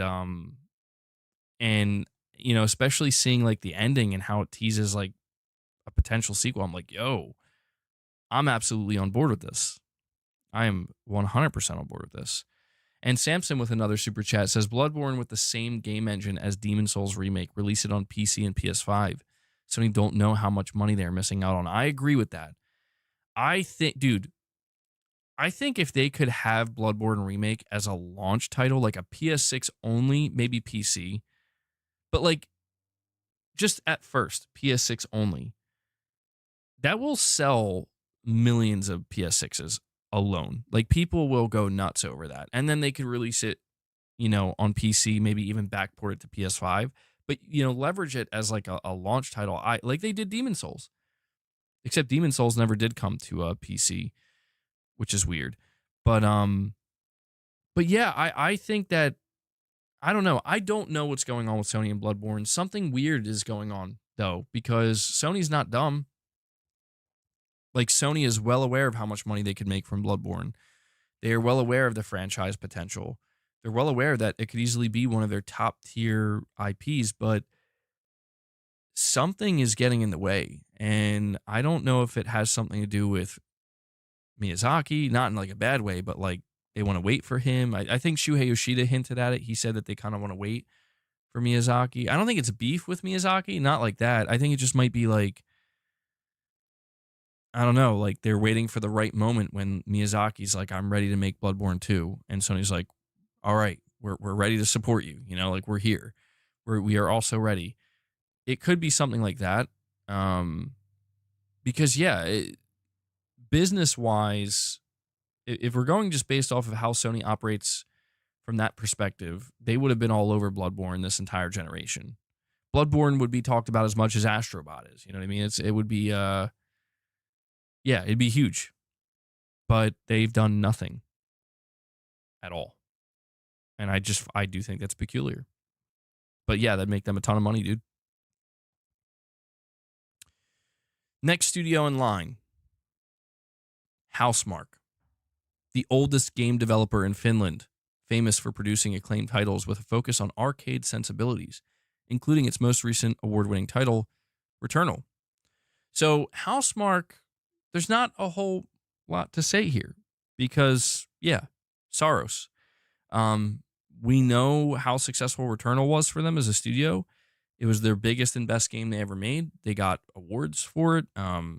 It I think successfully elevated them. Sony acquired them because they were so impressed. And now we have the follow-up to Returnal, the spiritual successor, Saros, which is coming out March 20th next year, which is not long from now at all. And yeah, Saros looks like very much a continuation of Returnal in the gameplay sense. But I think there's more that we have yet to learn about this game that I think will be revealed in the coming months. And Samson with another super chat. I appreciate the super chats, buddy. You're saying Elden Ring sold 15 million on Steam alone. That's every time I talk about Bloodborne, that's the thing, man. The idea of Sony re-releasing Bloodborne or doing a Bloodborne 2 or remake anything, it would be done in a post-Elden Ring world. And that's the thing, man. While Bloodborne is an Elden Ring, I remember when Elden Ring was at its peak, people were still having arguments as to which game was better, Bloodborne or Elden Ring. And I guess what I'm trying to say is that, like, yeah, Elden Ring sold like 25, 30 million, some crazy absurd number. I'm like, bro, Sony, you put you make a Bloodborne remake for PS5, PC, and maybe your next gen console, like, dude, I think you're easily gonna sell over 10 million units, probably more than that. Yeah, from the creators of Elden Ring, exactly. It's right there. It's right there. This is why I'm saying, like, there's something strange going on with Bloodborne because it's such a obvious moneymaker. It's such an obvious seller. It would do incredible for Sony and for From Software if they were involved. But they're just sitting on it, dude. And I'm like, what? I have this theory that it's like break glass in case of emergency. I don't know. Like the Bloodborne thing is like Sony owns the Bloodborne IP. That's the important thing. Maybe it's just a break glass in case of emergency thing where it's like when we feel like we really need it, we'll bring it out, you know, but that's not usually how these things work. So I don't know. 15 million on Steam alone? I can't believe how well Elden Ring sold. That's nuts. Yeah, it's a missed opportunity. But yeah, I mean, speaking of From Software and speaking of Saros and Returnal was considered a pretty difficult game. It seems like some of the changes they're making with Saros this time around is it's going to be a little bit easier. Not easier, but you'll have like a second chance. You'll have carry forward with some of your stuff, so you'll get stronger. That doesn't mean the game won't scale with you. The game probably will scale, but you'll have more at your disposal, more of a means, I guess you could say, other than just purely getting good. I mean, Returnal very much was a game where it's like you just got to get good. Sorrows, Shadows Die Twice. You're worried it'll be too easy? We'll find out. I mean, I'm sure we're going to get like hands-on impressions prior to its release. But yeah, when it comes to Housemarque as a studio, man, they're one that actually is, in a good way, there's not much to say. They put out one of the only new IPs we got from Sony this gen, Returnal. It was a fantastic game. And now they've been hard at work on a spiritual successor sequel that's coming out early next year, and got to give a lot of credit to Housemarque, man. They are one studio that has been managed correctly. They've had great output this gen, and I think they've punched above their weight. I don't think I wasn't anticipating this studio, you know, from what I knew about Housemarque.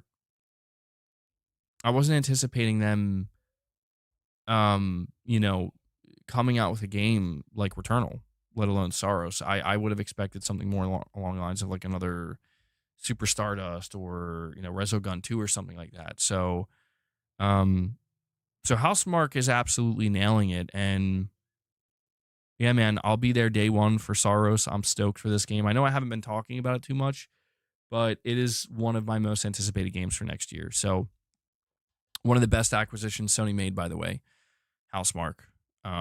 They definitely belong with PlayStation. Next up, we have everybody's favorite studio, Guerrilla Games, the studio that brought the critically acclaimed Horizon franchise to life. Killzone. We won't even mention Killzone. They don't even mention Killzone, bro. That's crazy. They literally don't even mention it. But yes, we have Guerrilla Games, and dude, and that's it. That's what I had to say about Guerrilla Games. No, Guerrilla, I'm pretty sure I know what's coming next from them. I'm pretty sure we all know, but here's what I think it's going to look like. I think you're going to get Horizon 3. I think Horizon 3 will be revealed probably not next year. I think Horizon 3 is going to be revealed at the PlayStation 6 event, potentially. Or maybe sooner than that. Maybe it could be revealed sooner. But I think that the plan is to launch Horizon 3 and Horizon Online. Yeah, that's the thing. They are working on multiple games. They've been working on multiple games for a while. They did confirm a while ago that they're working on Horizon 3. What's interesting about Horizon 3, by the way, is it seems like it's going to conclude it seems like it's meant to be a trilogy, and it's going to conclude it. So I think after Horizon 3, there is a real chance Gorilla might move on to something else and make something new. But the thing is, they're also going to have Horizon multiplayer, a live service Horizon game that, here's what I can't believe. Um, this Horizon multiplayer game has been in development since 2018. I mean, I can't believe that. I can't believe it. It has not been canceled. It's probably been reworked multiple times, but Sony, this has to be like a Herman thing, bro. This embezzlement. This has to be a Herman thing because, like, dude, I don't know how a game can be in development for this long, a live service game under Sony. And oh yeah, that's true. That's true. NC Soft is working on it as well, so they had like a partnership. Herman can't let go, man. But I think maybe the idea is they want to kind of position this Horizon multiplayer game alongside the third installment. And this would make sense because think of it like this. We're going to wrap up Horizon, we're going to wrap up Aloy's story with Horizon 3. And then we're going to have a game that you can continue. See, here's what I don't understand though. Like, how is Guerrilla going to run Horizon Online while making a single player game? Like, why is it that Guerrilla Games can make a Horizon 3 single player while also making a Horizon online game, but Naughty Dog couldn't? I think I don't know, the Herman bias. Herman to Naughty Dog. Yeah, I don't think we're going to be able to make this work, guys. It sounds a little too expensive to run both of these things at the same time. So you're going to have to pick one or the other. Literally talking to Guerrilla Games like, oh, absolutely. You guys want to make a third Horizon game? You know what? I got an idea. You keep making Horizon Online. Make Horizon 3. You know what? Let's throw a Lego game in there. Oh, yeah. Horizon 3 has been in development for a little while now. Yeah, it's been... I don't know. I don't know how they're going to handle the. I'm just warning you guys now, though. Like, brace yourselves. This Horizon multiplayer game, it's probably going to be different than what you expect. It's probably going to be like Fortnite looking. You know, here's what you know what Skate looks like? You remember how when Skate came out and everybody was like, why does it look like that? And it was like kind of obvious, like, we're trying to appeal to the whatever, bro. Like, I don't know. I guess this is the art style that appeals to every generation of gamer, young and old. I don't know. It's the Fortnite effect, you know? Yeah. If assuming they didn't change it, Titus, we do know what it looks like. And God, I don't want to, like, I try not to let my just like natural negative instincts out like this, but like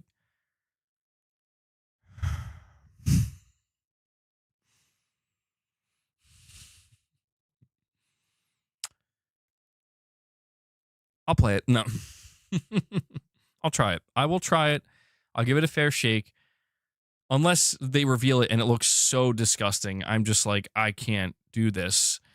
And that's the thing, dude. The footage we saw was from 2020, and I'm like, bro, a lot could have changed. A lot could have changed. The freaking, it's always the concept art, man. It's always like we see the concept art for these live service games, and it's always awful. It's awful. It's just like, dude, there have been like 4 to 5 live service games from Sony that we've gotten concept art for. Some of them were canceled, and it's just like, I don't even have words. Yeah, dude, Irfan, I didn't forget Sony. Like, I feel bad that Sony London got shuttered, but you see the concept art for their game, and it's like, the fuck, man.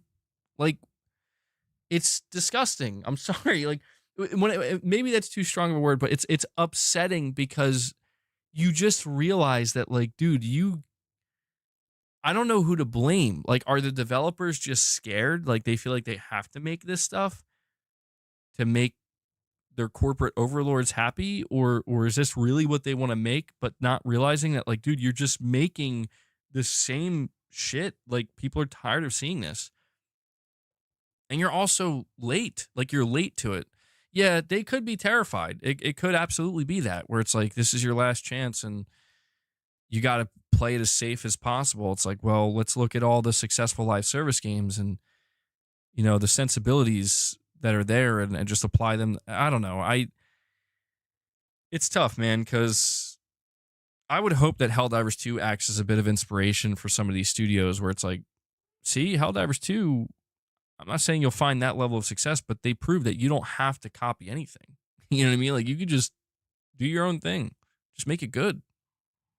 And I don't know. Yeah, Pixel Opus. Yeah, I don't understand why Sony shut them down, man. They unless they were having like development problems, they put out Concrete Genie. I don't know. We still have live service games, but that's the thing. Oh, I think I saw that West Skate Story. Yeah, it does look trippy. Looking at Battlefield 6, I still don't understand why Sony doesn't reboot SOCOM. So, dude, Sony, I'm telling you, man, like, Sony still, they don't know what they're doing in live service. They still don't know. I think that they've learned some hard lessons, but I think Sony's still just like, I'll put it to you this way. I think ultimately we'll see that Herman has improved, but I think if it's like, if you were to ask, does Herman know what to do in live service? I think the answer is still no. Like, I think he knows a couple things not to do now, but in terms of like, okay, so like, what are we going to greenlight here for live service? I think it's still very much like a coin flip with Herman, where I don't know, it's difficult, man. I try not to be too harsh on Herman, only because one of the balancing acts that he has to do, and it's not easy for it's not easy for Herman, it's not going to be easy for anybody who is in this position. Sony's whole mantra is let the studios do what they want. Like, guide them, as in like, hey, they're making the same game, but it's like Sony's kind of known to allow their studios to have that autonomy where they're not going to mandate, like, you're making this and you're making that and you're doing this and you're doing that. We've seen what happens when publishers try to do that, and it's never good. They lose devs, they lose talent, they bleed talent, and it can be disastrous. And I think Sony is well aware of that. So one of the greatest strengths for Sony as a publisher is they have some of the top talent in the industry. They're going to focus on trying to preserve that, as best they can anyway. And so, the idea, because when we talk about like, well, why wouldn't Sony just make a SOCOM? Somebody has to want to make it. And that's a big thing, like, people have been saying like, Sony, how come you haven't made another Sly Cooper? Come on. And the director of Sucker Punch straight up answered this question saying like, probably less than 10% of the studio actually wants to make a Sly Cooper.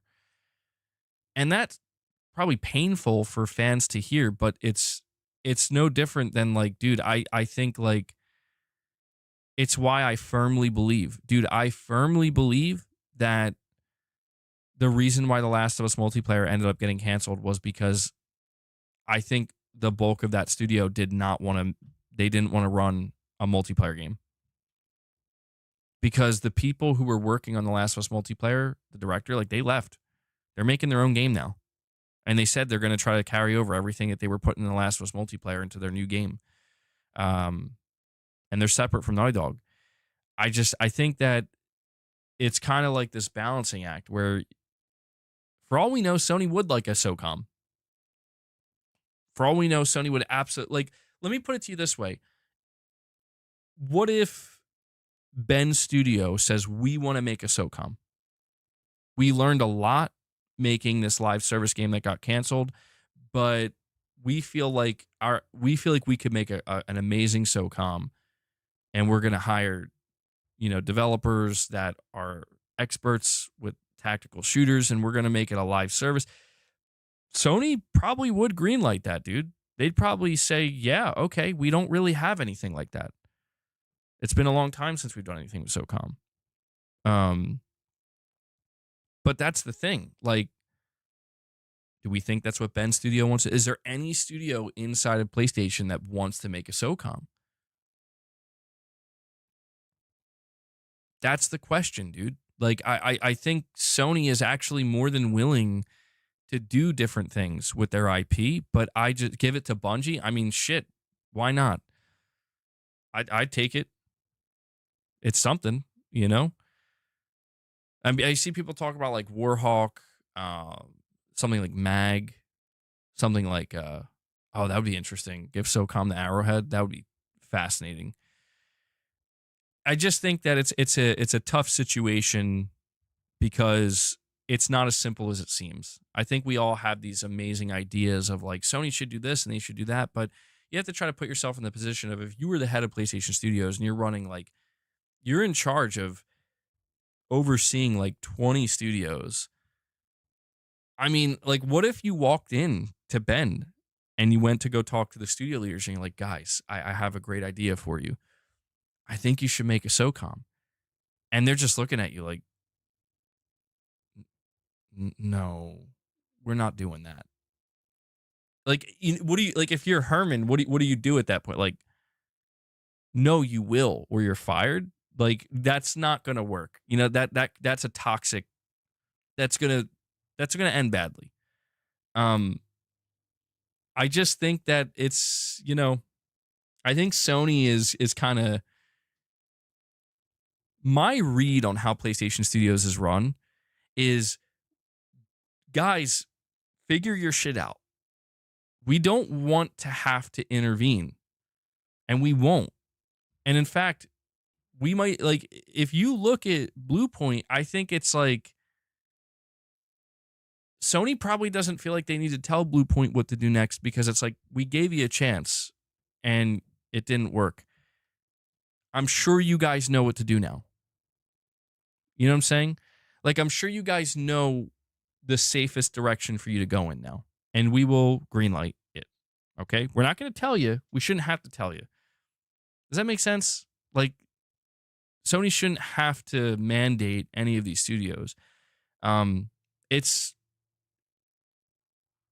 why, dude, it is why I believe Intergalactic, and I know I'm going on like a bit of a side tangent here. I'm getting distracted from going over the rest of the studios, but I think Intergalactic is going to be one of the most fascinating things to witness because Sony clearly just let Neil Druckmann and Naughty Dog like do whatever the fuck you want. You guys are the most awarded studio we have. You've sold tens of millions of copies of games. Do whatever you want. And Intergalactic is going to be truly a sight to behold in terms of how it performs, because I'll tell you right now, man, like if Intergalactic were to do poorly, Sony wouldn't come in and like kick the door down and be like, you're done. It would be more like, well, what did we learn here?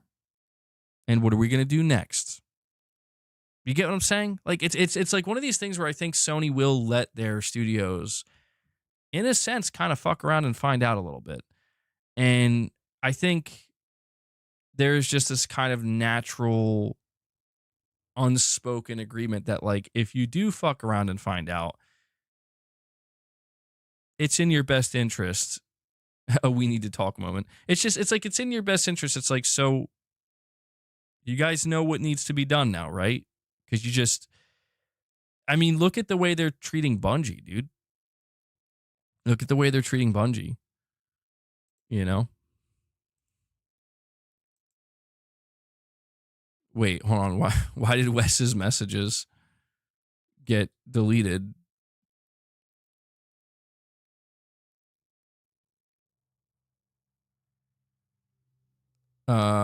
His messages are fine. They're fine.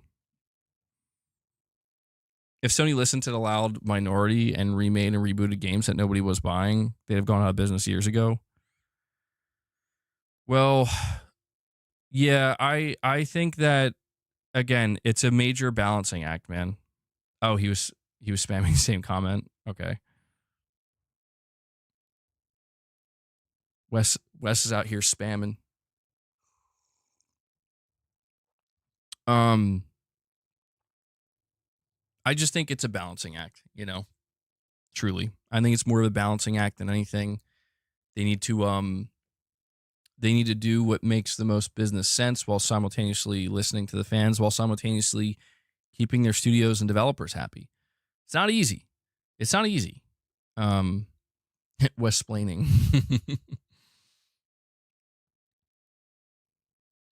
That's true, Alma. That's true.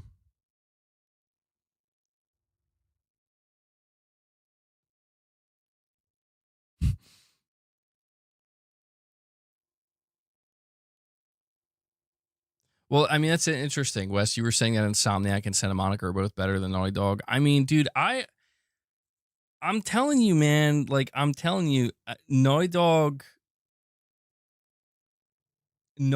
is a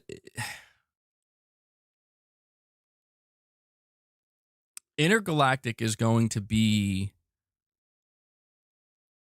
an important game in a sense, where it's like we're Intergalactic. I think is going to tell us a lot.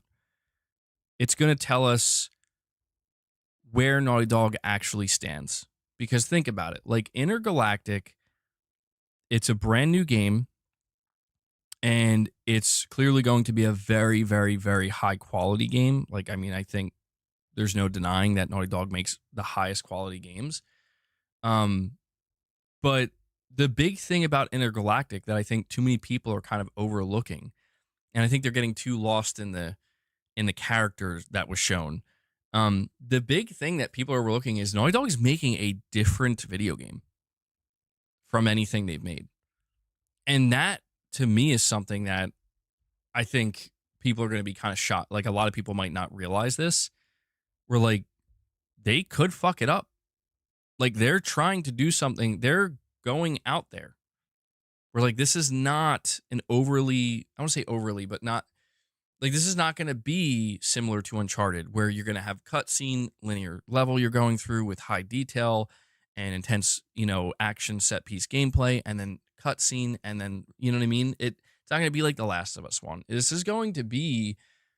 I don't know if it's can.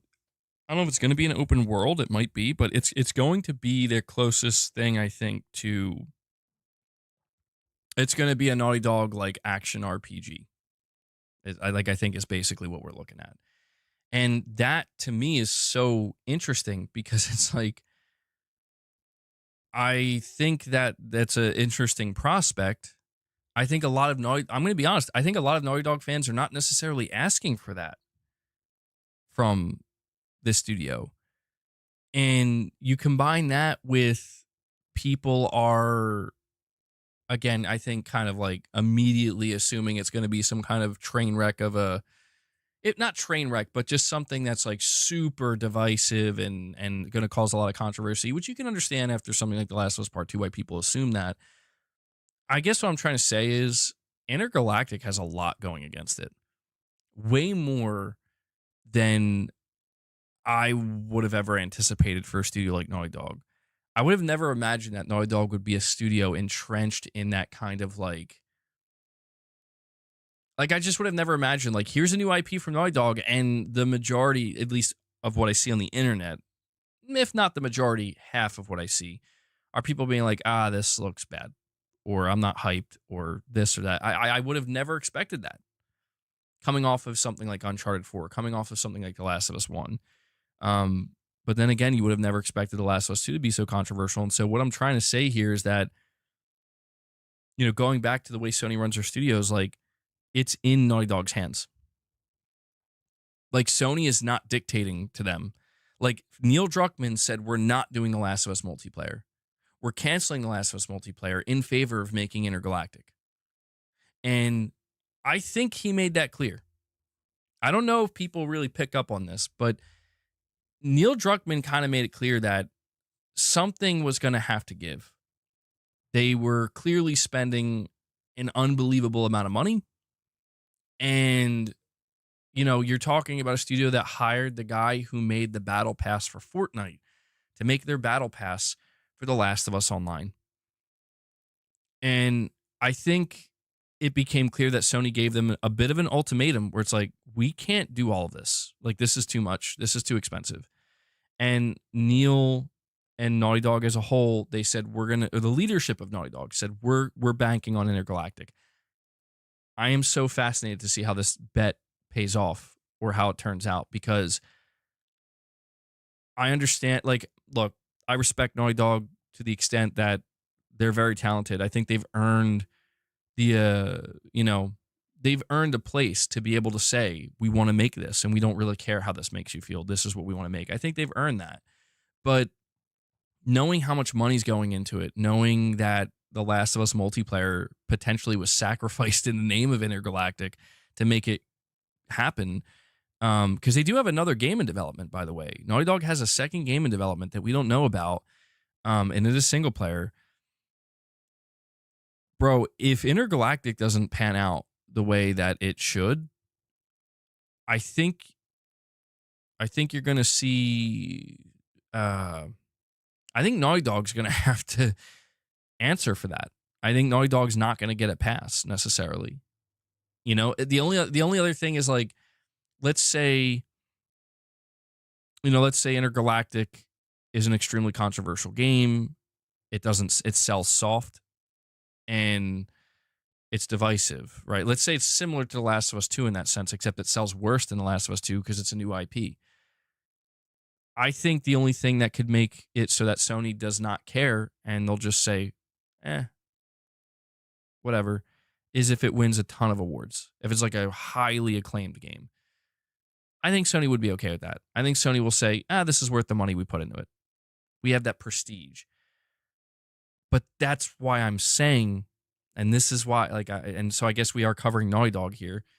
This is why I'm saying Intergalactic is not following the same formula as Naughty Dog's winning formula. Naughty Dog's winning formula is single player, cinematic, action oriented games with a very deep, compelling story and cast of characters. This is not that. This is going to have a cast of characters and probably a deep story, but everything outside of that, it's going to be more action RPG. The story is going to be something you can kind of unfold on your own. It's taking some cues from software titles in that sense. These are things that Neil Druckmann has said, by the way. It's going to be, again, set in a completely different setting that's not realistic at all. It's set way in the future. If these things don't come together the way that we imagine they will, then I guess what I'm trying to say here, guys, is that Intergalactic could, it could end up being a 10 out of 10 masterpiece, but it could, because it's not following the same template, end up getting much lower review scores. If it's like, Naughty Dog's attempt at an action RPG just didn't really hit the way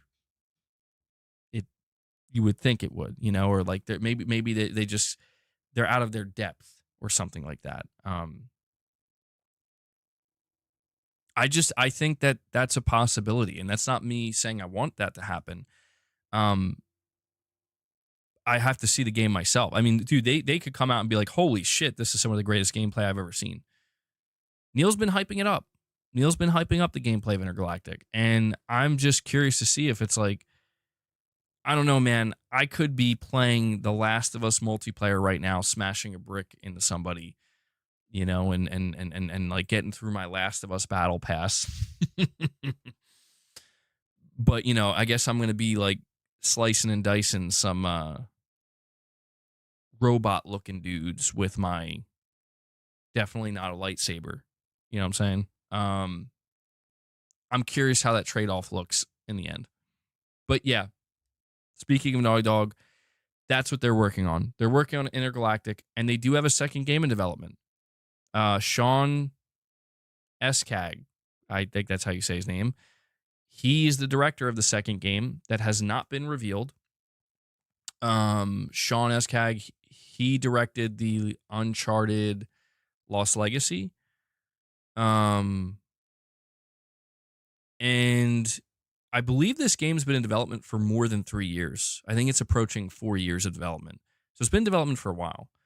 And Naughty Dog did say when they canceled The Last of Us multiplayer that they had 2 single player games in development. So one of them is Intergalactic, the other is what this guy Sean is working on. Um, and it is a full blown AAA title, by the way. That's also interesting. It's not like a double A smaller game. It's a full blown AAA game.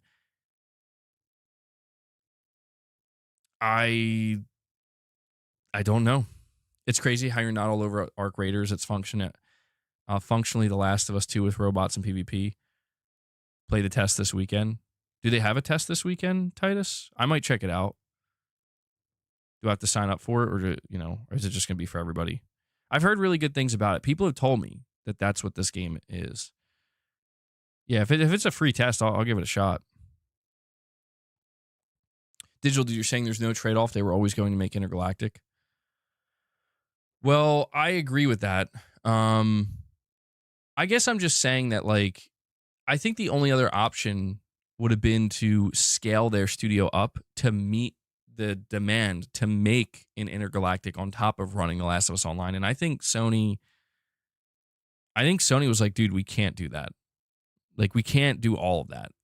But then again, it's like, but you're Naughty Dog. Why wouldn't you do it for your crown jewel studio, Starts Thursday, PS5, 7 Pacific. Okay. I'll see if I could check it out if I can remember. You might have to remind me. I've heard good things about it. I don't know though.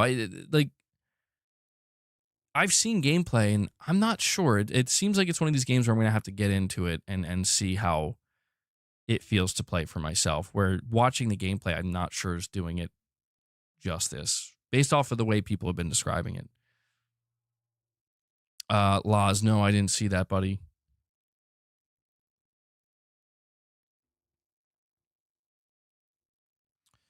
Um,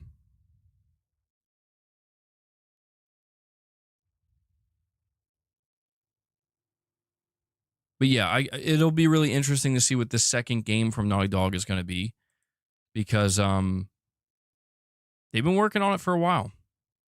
So Naughty Dog, we kind of have a very good idea of what they're working on. There's just one question mark there of what this second game is. Excuse me.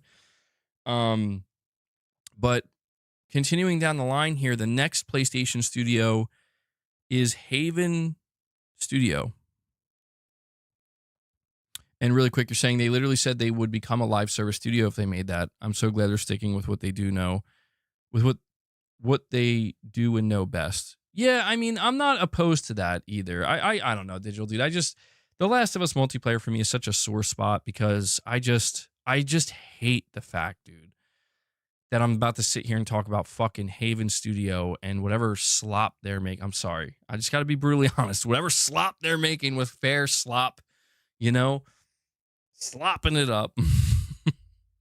Meanwhile, the greatest multiplayer experience that Sony could have made. I don't know. I just wish they could have found a way.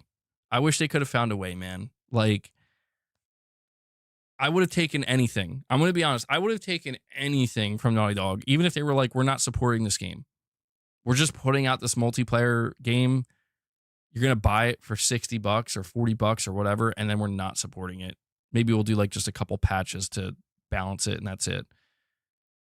I would have taken it. I'd say you guys could walk away, never touch this again. Just give us something. But, oh, God, I will never live this one down, man, because, dude, it was like done. That's the thing. It was like done, man. I remember there was a rumor that they were supposed to announce, like, one of the reasons why the PlayStation Showcase in 2023 was so weak was because one of the last minute announcements they pulled out was they were going to announce like the beta for The Last of Us Online or something. And they just like at the last minute, they were like, scrap it. Like, we don't know yet. Don't do it. Shit like that drives me nuts. Like we heard like from people who played the game that they were like, it was so fucking fun. Dude, the people who made it believed in it so much that they literally left Naughty Dog and made their own studio to try to make this game just without the Last of Us name. I forget the name of the studio itself, but there was like an interview they did, and I'm like, that's crazy. Like, how good was this thing that you have in like people who were probably set for a life just working at Naughty Dog being like, I'm out, dude. This was too good. I don't know. I can't let it go, man. Why does Naughty Dog do this to me? You know? They're like, oh, you can't let go of The Last of Us Part 2? We'll give you something else. Here's The Last of Us Online cancellation. What's next, Naughty Dog? What's next? All right.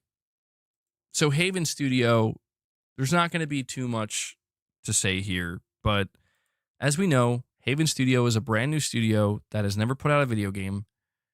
They are a Montreal-based studio, which is, I think, one of the main reasons why Sony acquired them. And they say here, Montreal studio crafting havens of endless wonder with kindness. Oh, Jesus, God. Fearless optimism and passion for play. Oh, Lord. Who wrote that description? That is...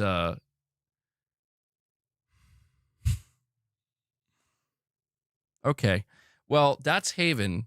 I mean, Jesus, that is like, that is the most cringe description of the studio I've ever heard. Everything about this studio seems cursed, man. And I'm not even trying to be a hater, but it's just like, what are we doing here, guys? But yes, sticking to letting you guys know, they're working on Fair Games. We have a single trailer for Fair Games that came out in 2023. There was a secret playtest that was done with Fair Games that did not go well. And pretty much all of the leadership, including Jade Raymond, like everybody who was responsible for like forming the studio and getting the studio together is gone. So I have no fucking idea what Sony is doing with the studio and what their plan is, but I'm just going to be brutally honest in saying that I feel like this is a studio that's not going to exist for much longer. And I think that in the same way that if we were to go over this list a year and a half ago, even just a year ago, we would be talking about God, what was the name of the Concord studio? Fire I can't remember the name anymore, bro. Like they were around for Firewalk. Thank you. Firewalk. I kept wanting to say Fire Sprite, but I'm like, no, they're still around.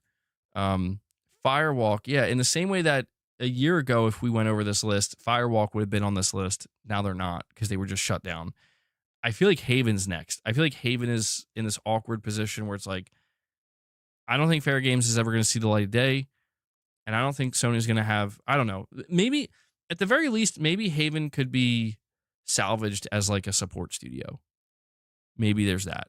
But, you know, fire y'all. That's brutal, Shems. That's absolutely brutal.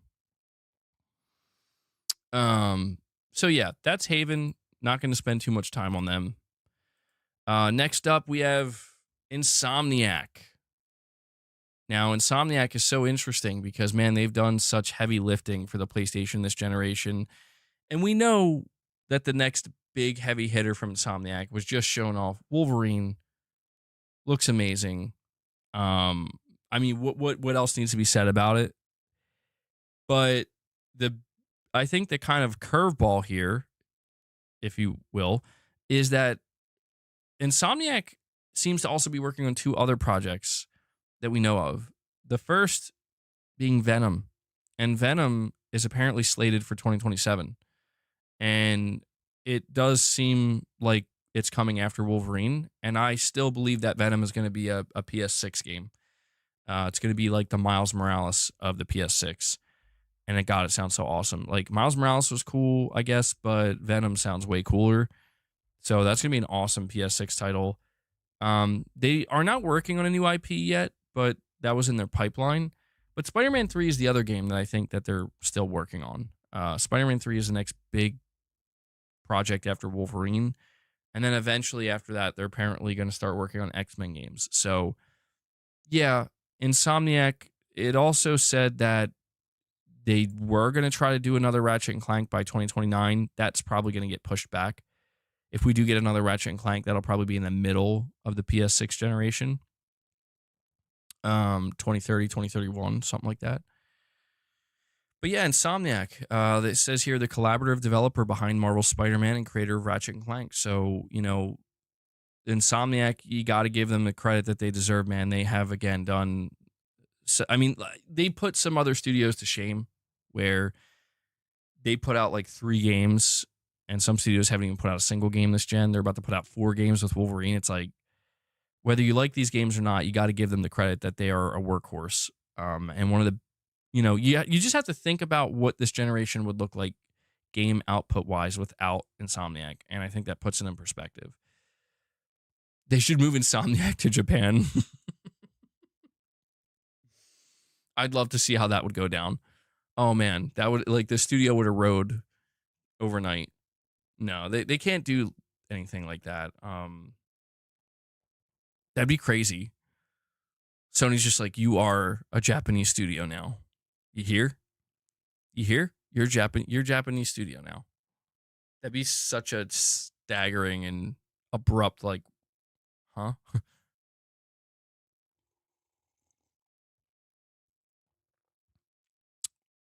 Saying the thing is, with Insomniac, their games are short. Yeah, that's true. But I think they're as long as they need to be, generally speaking. I do think Spider-Man 2 felt a little bit rushed. Like, some things just didn't come together as well. But I haven't played an Insomniac game this gen that made me feel like there was something really missing. Even with Ratchet and Clank, I put like 25 hours into it. But I'm curious. I'm just curious to see more Wolverine, man. I think Wolverine looks fantastic. But that's that's pretty much Insomniac. And then next up, Media Molecule.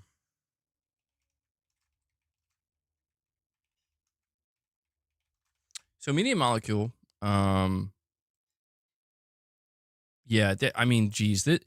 Media Molecule might be the most underutilized studio that Sony has.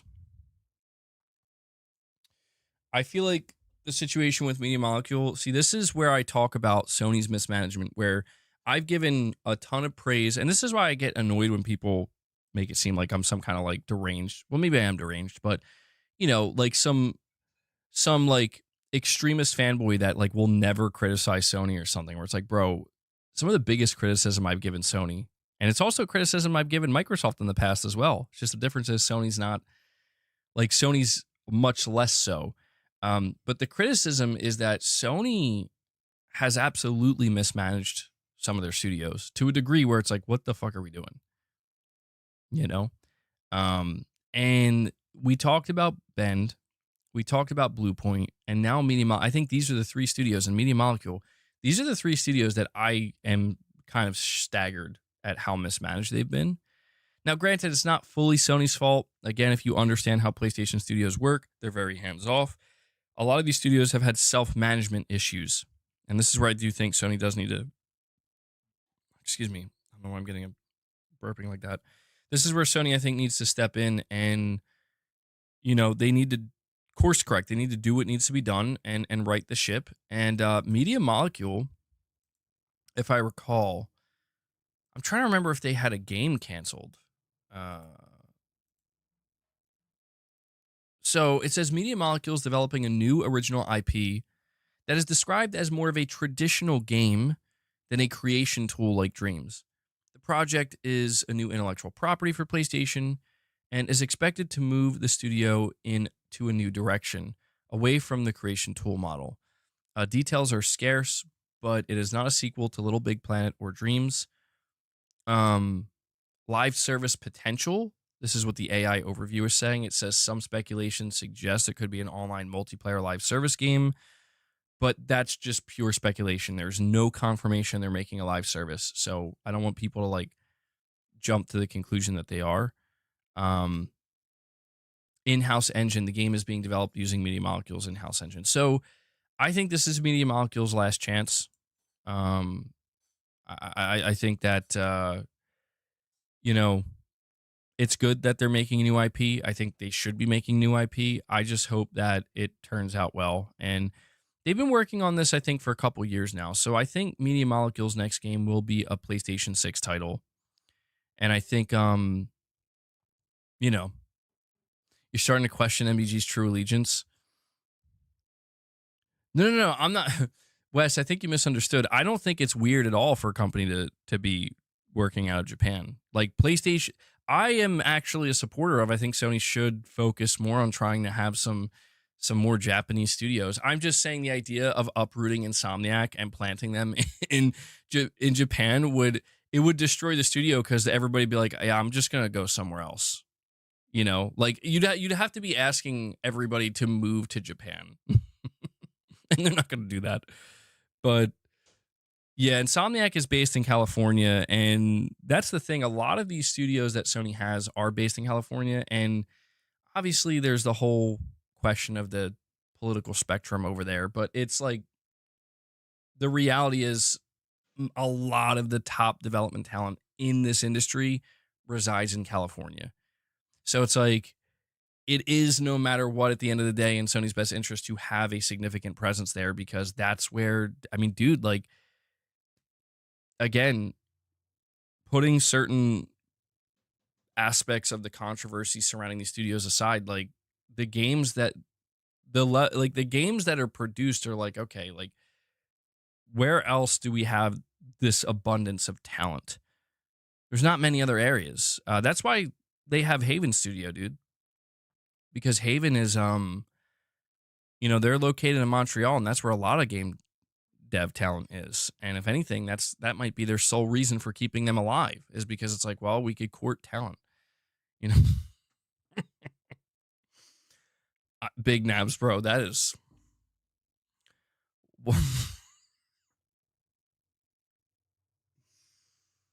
oh my god, that is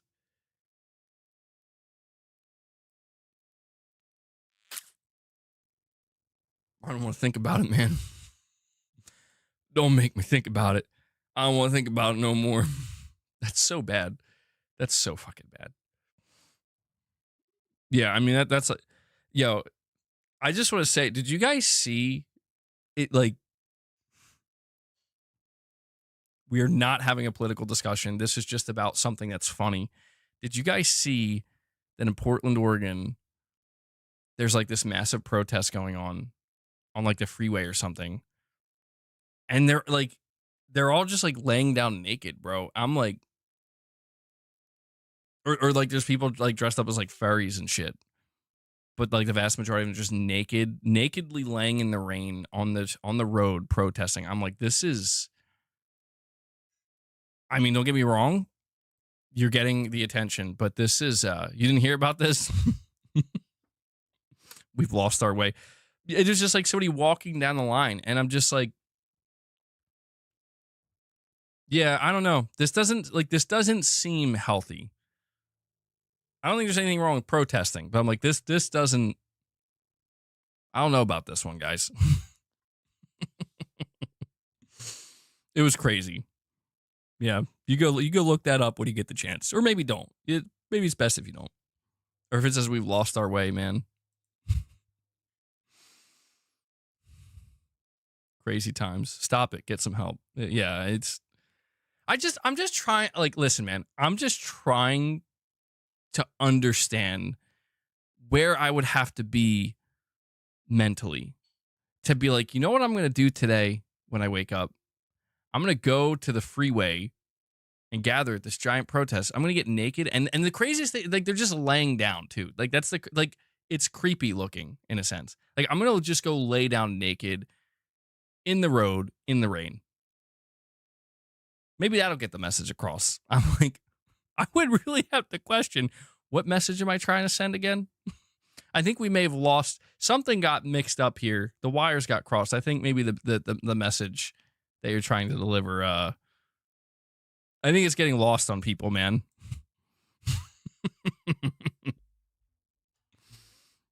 Have I ever gone to a protest in my life? No. No, I have not.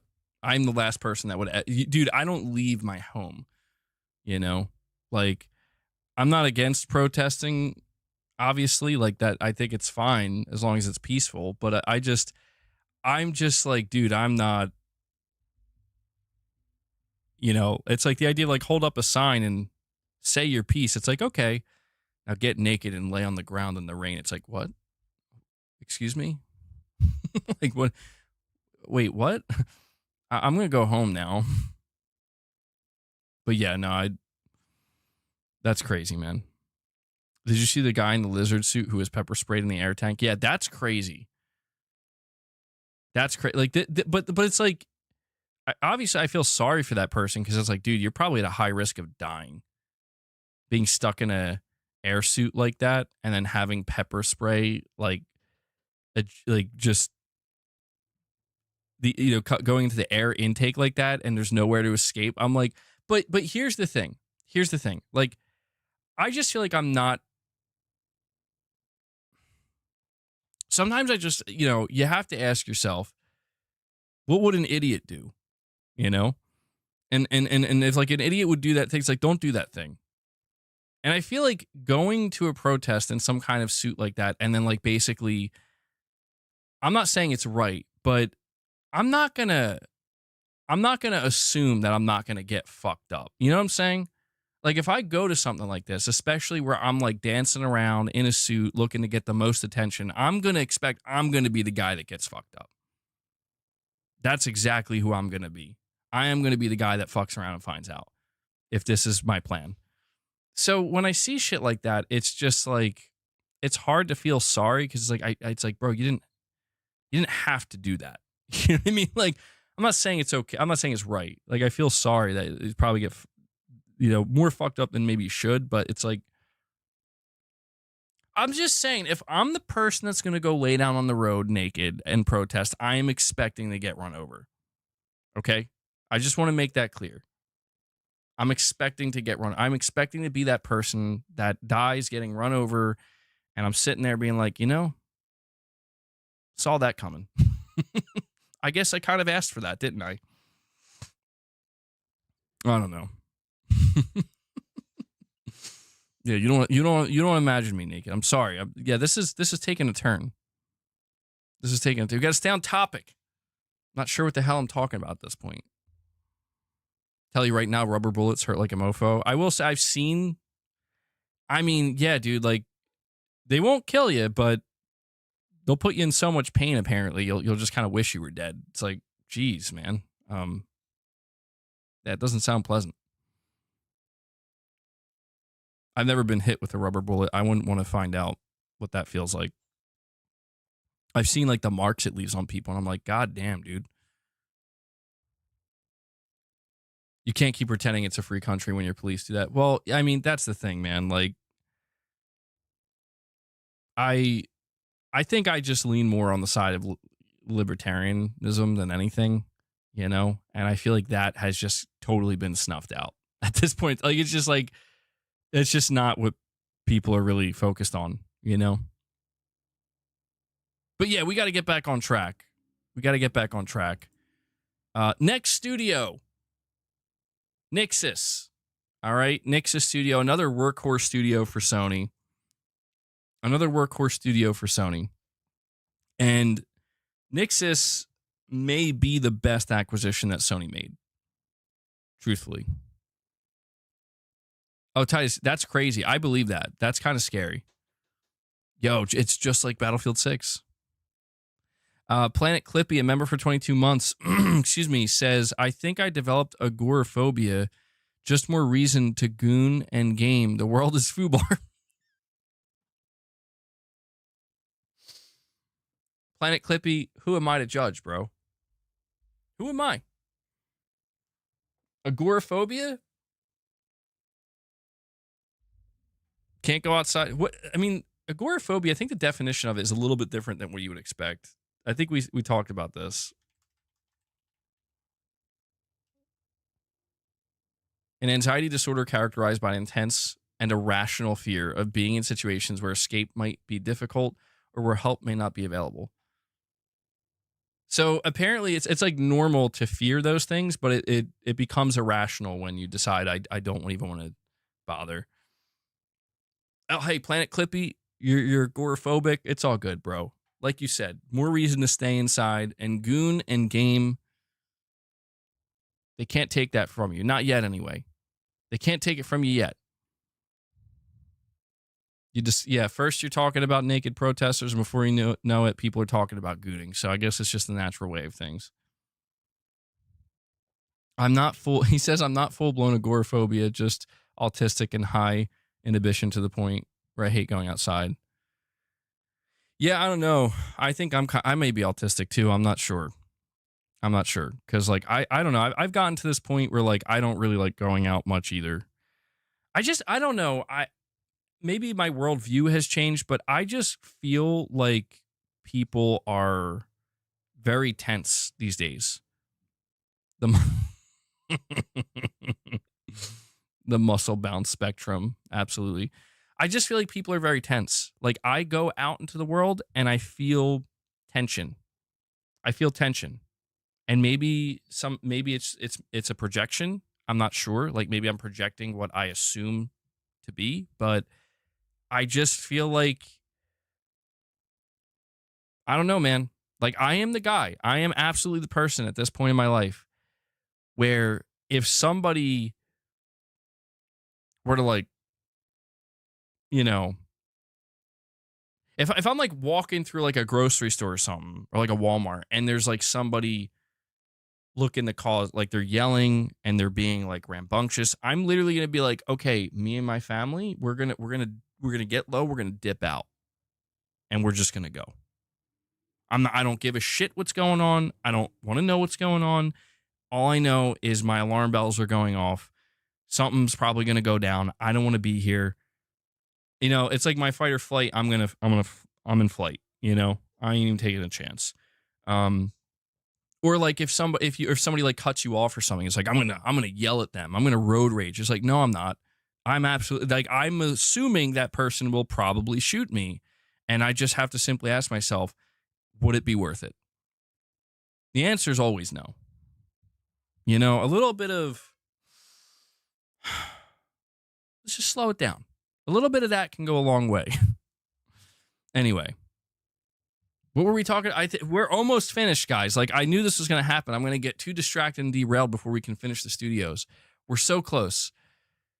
Nixus Studio, the industry-leading Dutch studio with more than 20 years of experience in game development and optimization, possibly the GOAT studio that Sony acquired. They've done such heavy lifting. Such heavy lifting.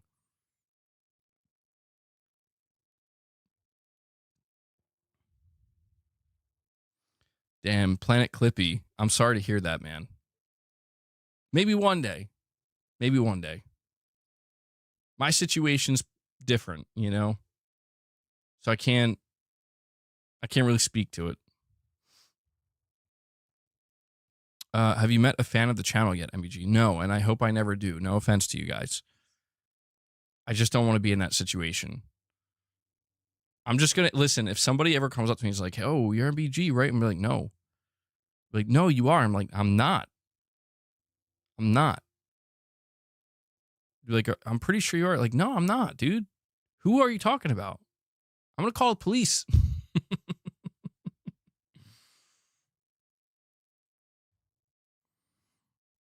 Damn, dude. But then, like, as they're walking away, I'd be like, all right, man, all right. As they're walking away, I'd be like, but we know Xbox sucks, right? And I'd be like my low-key way, being like, I see you, boy. I see you, man. I see you. You're hitting an extra dab for you, man. Oh, shit, man. Die Anime says, stay inside, brother. Stay inside, brother. Yeah, I mean, really, though, stay inside.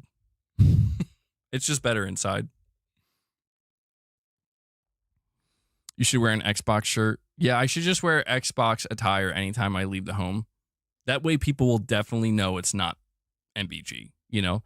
They'll look at me and they'll be like, that guy maybe looks like him, but he's wearing an Xbox shirt. He's wearing a Halo shirt, man. Like, MBG wouldn't do that, you know?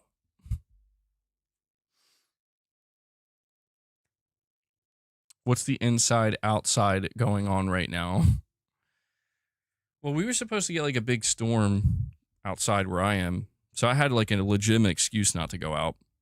I think they literally said like don't go outside. Although it seems like we're not actually getting it, which is good. So you have a gaming device in every room. But seriously, no MBG is out there when he does social media for a living, but fears to make a Discord. Mm-hmm. Yeah, I am not a normal person, as I'm sure many of you have picked up on. I don't know, like, when you're yourself, you feel normal, but maybe you just you don't know just how abnormal you really are. Maybe, maybe you don't have to know. It's like Planet Clippy. You just don't have to know. Just Schooning game, man. Well, I was worried that the power would go out, but you know, MBG, I saw someone who looked just like you, and on top of it, he was wearing a PlayStation coat. But you were streaming though. It's my doppelganger. Um. All right, we're gonna get through this, guys. We're gonna get through this. Nixus. I mean, what's left to say about Nixus? They're, a major support studio for Sony. They're doing great work. Keep it up. Keep it up, Nixus. Polyphony Digital, the racing sim veteran behind the Gran Turismo franchise. I mean, this is another studio where it's like, what can we really say? We know what they're working on. They're clearly working on Gran Turismo 8. So, I mean, could they be doing something a little extra? Maybe, but I think it's safe to say GT8 for the PS6, they're one of Sony's, most consistent studios. Next up, San Diego Studio, another studio right next to Polyphony, the sporting behemoth that brings to life the hugely popular MLB The Show series. They're clearly making another show. MLB The Show coming this year, next year, every year after. Another very consistent studio. Santa Monica Studio. So with Santa Monica, says the talented team behind the smash hit God of War franchise. I think we know, generally speaking, I think this is the conclusion we've come to. They have a mainline God of War game in development. They have a second AAA game that Corey Barlog's been working on for a long time that may be an extension of the God of War universe in development. And then they have a partner studio they're working with on a Metroidvania God of War game. So they're fully entrenched in God of War, and they seem to have three things kind of, that they're working on. And I don't think I think the big surprise from Santa Monica is going to be Corey Barlog's game. I think we can all agree on that. We've been waiting to find out what that game is for some time now. And yeah, I mean, Santa Monica, goats, man. God of War 2018, God of War Ragnarok. I mean, it really doesn't get much better than that, but maybe it will with what they're working on next. You think Santa Monica will carry the PS6? They might. Yeah, we'll see. Because they do have a lot of things they're working on. Yo, I don't agree with that. Ragnarok did not suck, bro. I think Ragnarok was not perfect, but I loved Ragnarok. Next up, we have Sucker Punch, the imaginative developer behind the award-winning Ghost of Tsushima. So Sucker Punch, I'll be honest, they're the freshest studio where they literally just launched Ghost of Yotei. They have the Ghost of Yotei Legends mode that's coming out probably at the end of this year, or they said early 2026. I don't know what they're going to do after this. I don't know what the future of Sucker Punch looks like. I mean, I want to say that they'll probably keep doing Ghost, but at the same time, like, maybe this will be a good time for them when in the next, 6 months or so, when they start figuring out what they want to do next. Maybe they'll do I know I spoke about Santa Monica for 2 minutes, but truthfully, the reason being is because I think in the last 2 months, we've had multiple dedicated streams just talking about Santa Monica. So I apologize for going over them so quickly, but it's just like, until we get more information on what Cory Barlog's working on, it just seems like it's going to be it's more God of War, you know? Wait, Dilla, why are you saying Halo? I should have started with the heavy hitters. I went in alphabetical order. I should have started with the heavy hitters first. I'm sure we'll be talking. Look, listen, I just said the word lick for some reason. I don't know why. I meant to say look, listen. Instead, I said lick. I'm gonna have to slow my roll. Yeah, I don't know. I'm just saying. I'm just looking at my audience. I'm just saying lick.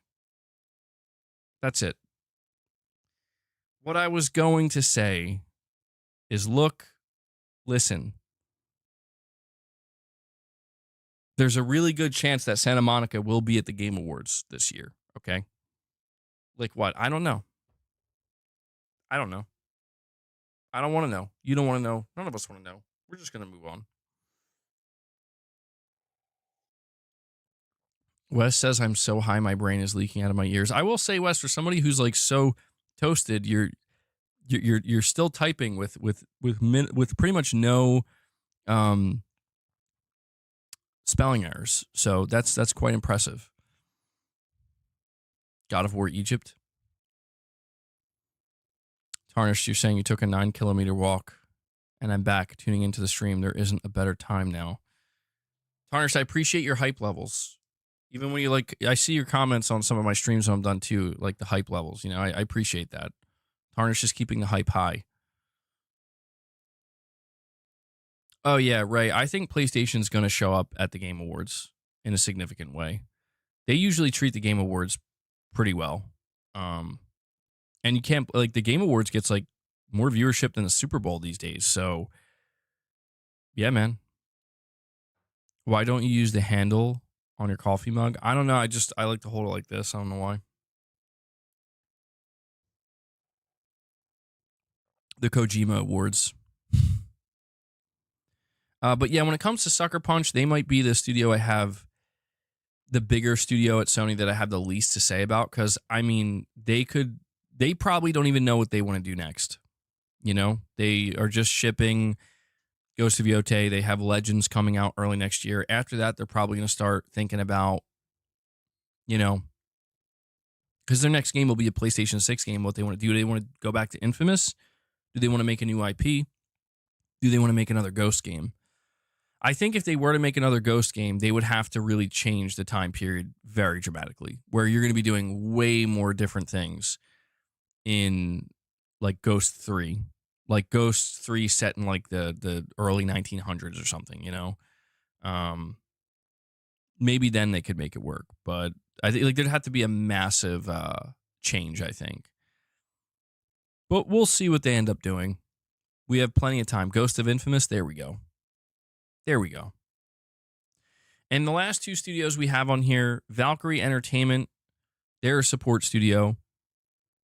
This is a well-respected studio known for producing high-quality work on a range of platforms for console to PC. There's really nothing to say about Valkyrie. They just literally help support some of Sony's AAA studios to help finish their games. And then XDev. Now, XDev is a pretty significant support studio because it says collaborating with ambitious external studios across the globe. XDev is basically the bridge between Sony, between PlayStation studios and developers that, you know, are not part of PlayStation studios, but are very, very, like Kojima Productions, you know, and like Arrowhead. Studios that Sony doesn't own them, but they're just such a vital part of the PlayStation Studios family in a sense, where they do so much work and heavy lifting. So XDev is part of that. XDev worked on Death Stranding 2. They work on Saros. Well, Saros is a first-party studio, but they help with internal stuff too. XDev is all over the place. So XDev is a really good, really prominent, I would say, Marvel Tokon, exactly, XDev. They're all over the place, man. So they're big. They're big. And, you know, it's always good to see XDev working with partners. But that's pretty much it. Those are all the studios, man. You know, a lot of this stuff I think is known, you know, but it's good every now and again to give a refresher. I think, on what their studios are working on. But with that being said, let me go see if there's anything else. Um,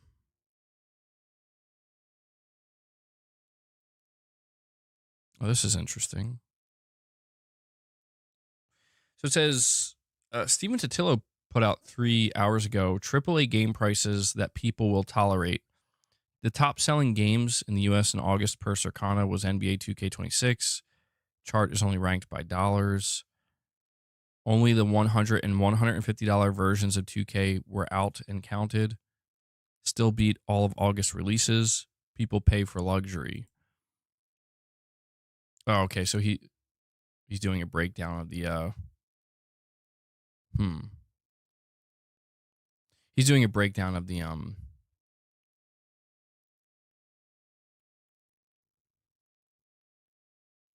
August numbers.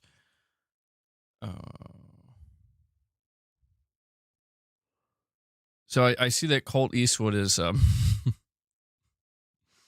bro, I just went on Twitter. I don't follow Colt Eastwood, but for some reason he just popped up for me. He posted 19 minutes ago a picture of the Xbox ROG Ally X. And he said, this is an Xbox, and the game on it is Ninja Gaiden 4. And he says, this is an Xbox first-party game. Any questions?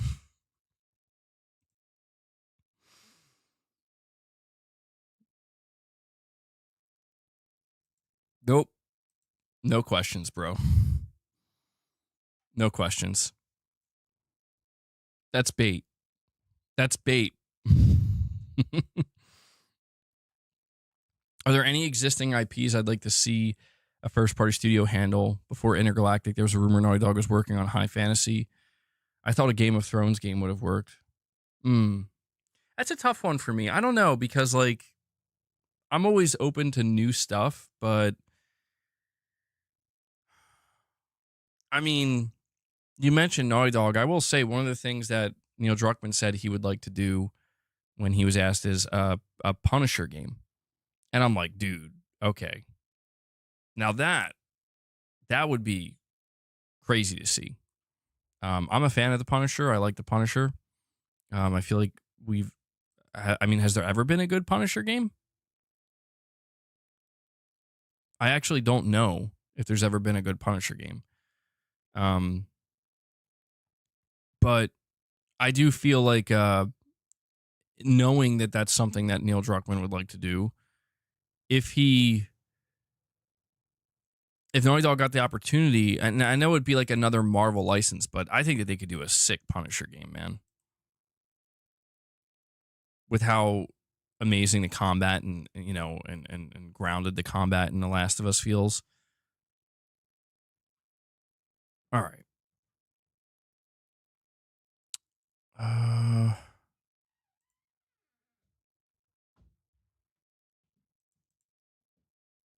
Hold on. So, did you guys see that Dusk Golem claims that in the first trailer we saw for Resident Evil 9, we actually did get to see Leon in first person, like through his view. And I've been trying to I was watching that trailer again, and I'm trying to figure out which scene could it be. Now, there's this one scene. I'm going to bring it up for you guys. I know that this is a total pivot, but I was looking at this yesterday. Try out the Reanimal demo. So I think it's the first Resident Evil 9 trailer.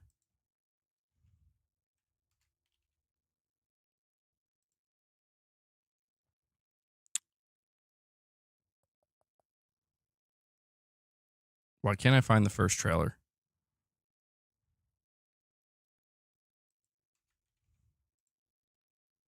Here we go.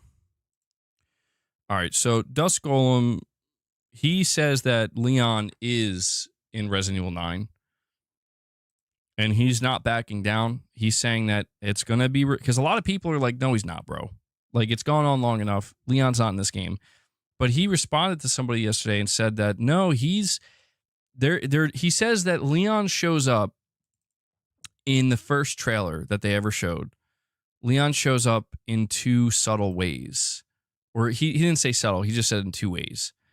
And I'm curious what you guys, like, somebody said this is where Leon shows up, and I'm curious what you guys think about this. All right.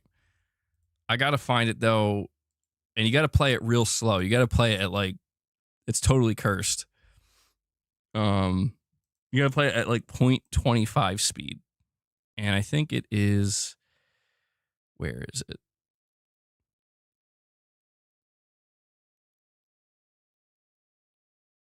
All right. So right after this scene, okay. Well, let's see if I can pause it.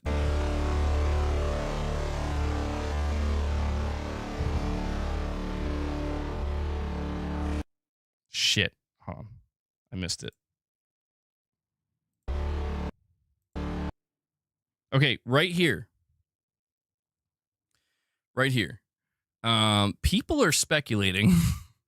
I don't know how we got here, by the way, guys. And hold on, let me pop out my chat. That guy on the ground, that's Leon. No, I'm just kidding. People are speculating that in this scene right here, the person whose eyes you're looking through is actually Leon. And if you look to the left, you see that to the left of the screen? What is that? Some people were saying that this is Grace's hair, like she's standing next to Leon. But I don't know if I buy that. It looks like maybe there's an arm there. But there's somebody, it's either the person who's on the ground, we don't know who this is. But he says, I'll play it normally. He says, stay away from that! He says something. I think he says stay away from her. Right? He says stay. So people are speculating that this is where we're actually seeing through the eyes of Leon, because they show the Raccoon City Police Department and then they immediately go to this scene and we're looking through the eyes of Leon. But I don't know, like, I don't know what's to the, there's something to the left here and people can't figure out what it is. This is deep. Yeah, I know, dude. I'm trying to figure it out. I just find it interesting. There's another part that people think is Leon, and I'm curious what you guys think. It's back when, well, there's two other things. There's this scene right here. People think this is Leon walking in the street. They're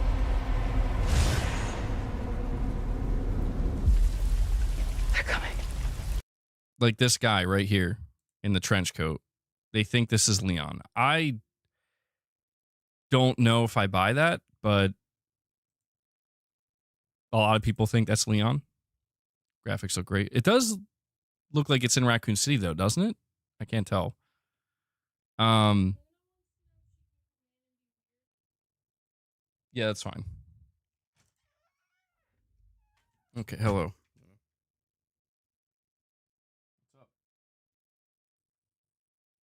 But then another thing that people think is also Leon. The first object is literally a plant, bro. It's literally a plant, man. That's some next level. I know I've reached some next level reaching, but here's one that I think a lot of people thought was Leon. Investigating all these strange deaths, huh? So somebody speculated that was Leon's voice, but then there's another one. Keep our voices down. Have you seen the same shit I've seen? So I have to admit, that part right there, have you seen the same shit I've seen? That sounds a lot like Leon. But it's got this kind of delivery to it where I'm like, but would Leon talk like that? I don't know. What do you guys think? Yeah, that's what I was thinking too, Irfan. Like it sounds like Leon, like his voice, but it doesn't sound like the way Leon speaks. Like the cadence, he sounds I mean, yeah, I don't know. I don't know. We're hearing like the voices of all these different characters, but that's the one that I think sound the closest. Maybe if we listen to it in slow-mo, we have to listen to it in slow motion, and that's how we'll really figure it out. Keep our voices down. Have you seen the same shit I've seen? Oh my God. You know what? We have to slow it down even further. Have you seen the same shit I've seen? We are getting nowhere.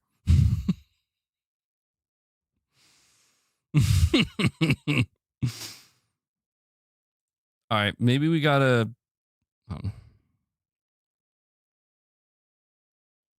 Let's see.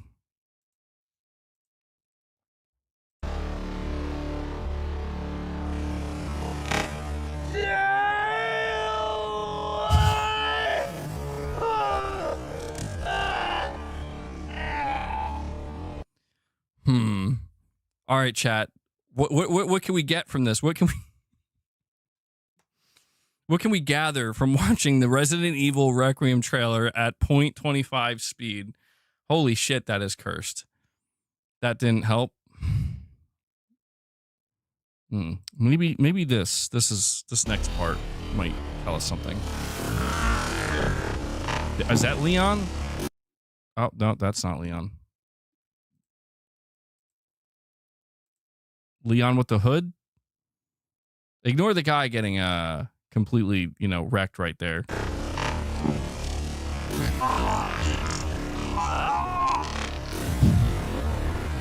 Bro, okay. The audio is very difficult to listen to.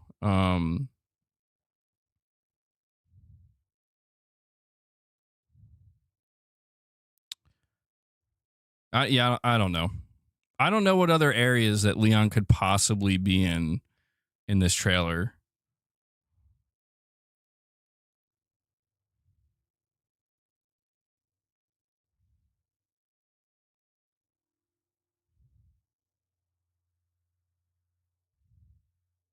All right. Yeah, that's all I got. I don't have anything else, man.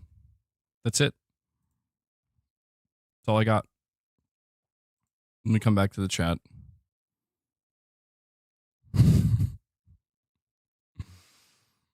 Raven's like, holy shit, this is crazy, bro. I mean, if you ever want to turn something into just nightmare fuel, just put it at 0.25 speed. Okay? Everything will turn into nightmare fuel. Shems is like, I gotta go, bro. I don't know. Hey, this is the closest we're gonna get to blue box territory again, guys. So enjoy it while you can. Enjoy it while you can.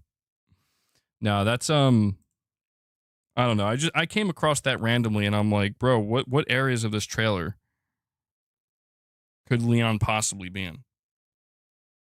That was only a taste of the blue box arc. Not even a taste. Just a little morsel, just a little crumb. Wes says, pray for my lungs. Mr. B, I agree with that. I think the Leon reveal, if it's going to happen, I think it's going to happen at the Game Awards. That's my guess as well. Why is Bloodborne trending, by the way? I just went on Twitter. Bloodborne's trending.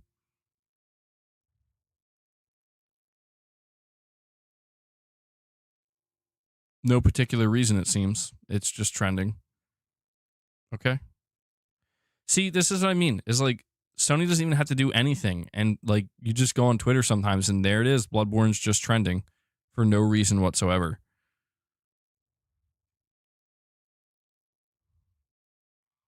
Meanwhile, the official Last of Us Twitter account, look at you with all that hardware. Picture of Bella Ramsey riding a horse as Ellie. Like, dude, God, man. I still can't get over season 2 of The Last of Us. HBO is so bad.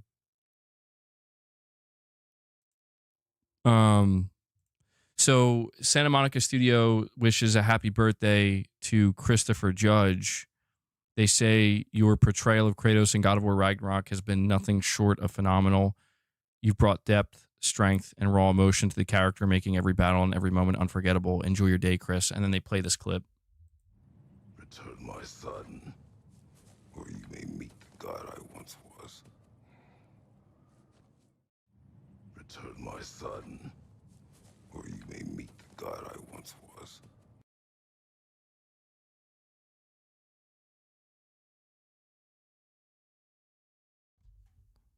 Return, my son, or you may meet the god I once was. That's one of the best lines. Titus, you're saying Bella Ramsey looks like a young Bruce Springsteen? Oh, shit. Nathan Drake, you're saying The Last of Us as a franchise is one of the biggest fumbles of all time?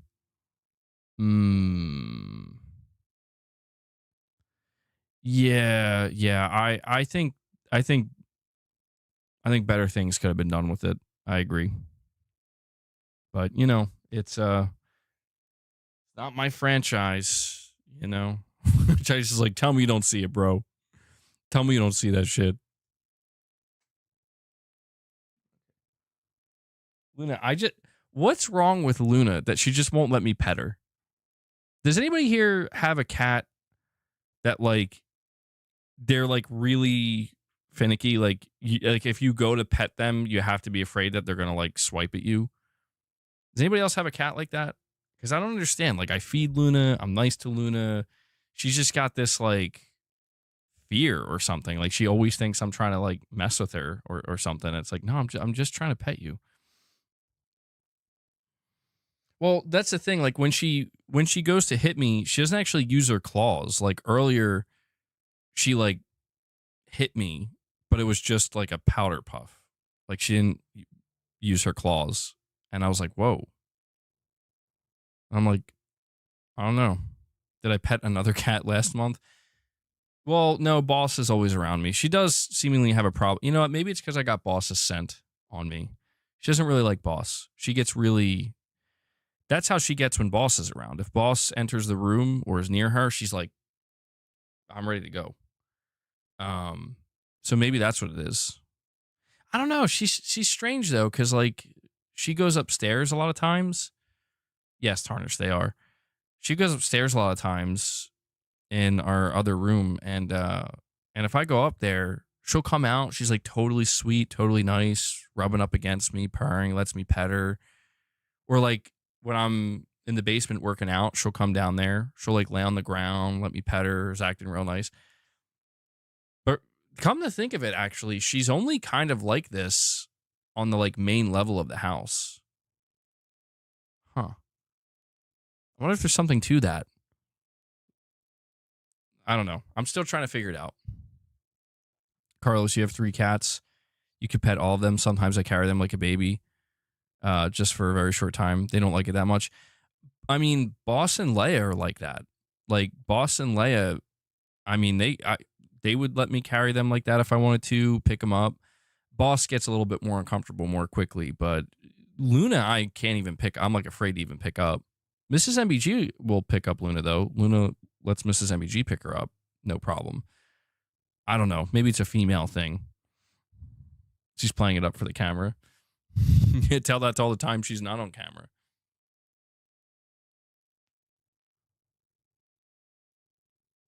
I don't know if you guys can see her. She's hold on. I wonder if she'll show up here. Let me remove this for a moment.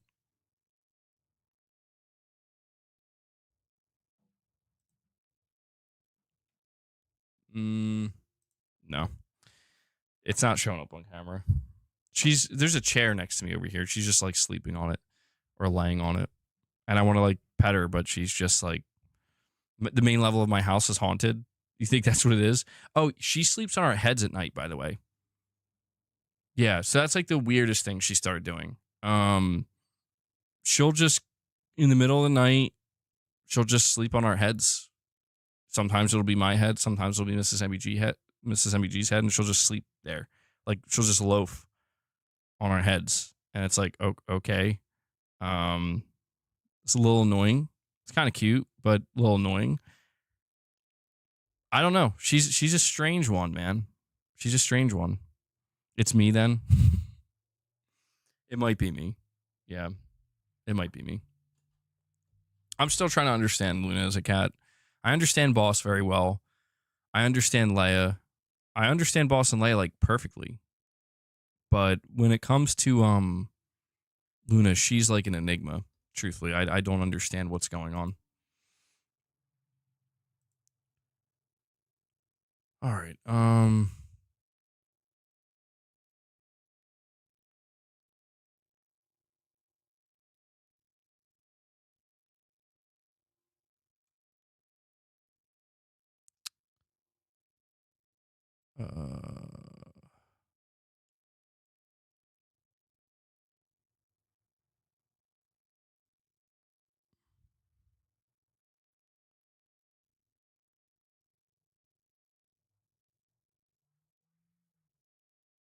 Bro, what?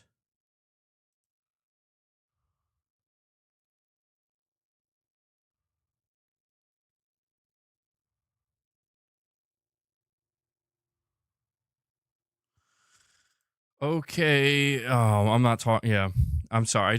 I come across this weird shit, and I definitely have thoughts on it, but it's just best not to bring up. Um. Yeah, Titus, you're saying your wife has the cats around her little finger. Me, yeah, dude, it's exactly like that. With Luna, it's the exact thing. Luna's like really, really chill with Mrs. MBG, but me, like even just walking near Luna, she's like, "Watch yourself." I'm like, "All right, all right, all right." It's nothing tarnished. Tarnished is like, I need to know, dude. It's the most like it's it's an individual. You probably know who it is, but for the sake of not, I just don't want I don't want any of the drama, man. But it's an individual that is pretty well known, I would say, trying to, like, they're talking about Battlefield 6 and how like Battlefield 6 is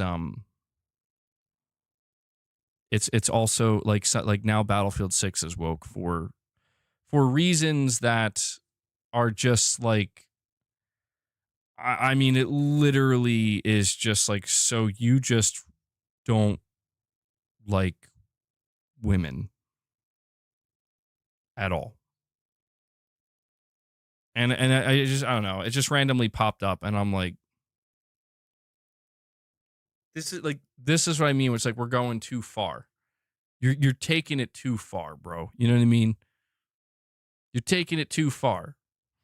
This is why people end up getting radicalized, man, on both sides, and it's so frustrating to see. It's frustrating to see where it's like, I just hope more people can kind of come across stuff like that and realize that it's, calm yourself, like calm yourself, relax, understand why this person is posting this, think for yourself. You know what I mean?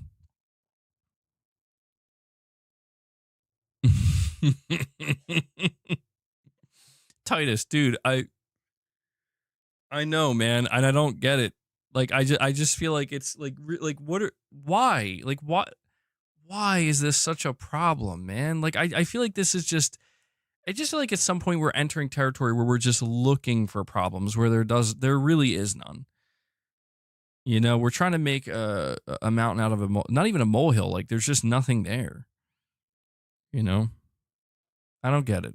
And I guess I'm just saying this because I've been playing Battlefield 6, and I'm like, dude, there are no problems with this game.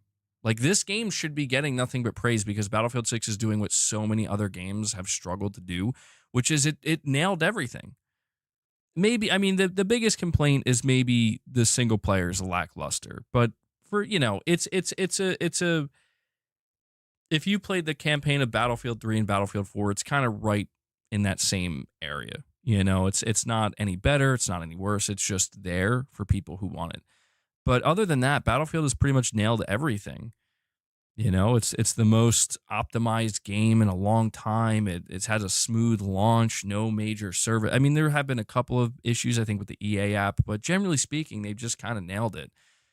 And I'm like, this is what I mean with some people, where it's like we can't even like, well, we can't focus on that because here's a problem I found. And I'm not gonna lie to you, man. Like I just have to wonder without being rude about it, but it's like, how do these people enjoy anything?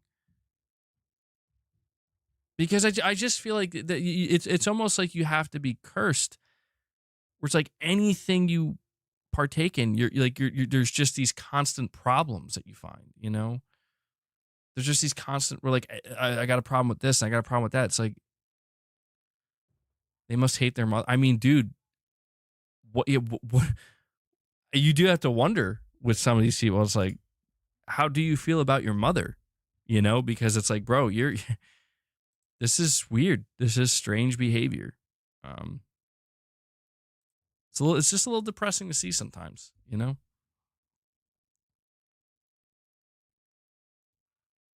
You check the top comments. You check the comment section of one of those videos one time, and one of the top comments was, quote, "We don't want women in our games." Well, at least they're being honest, you know?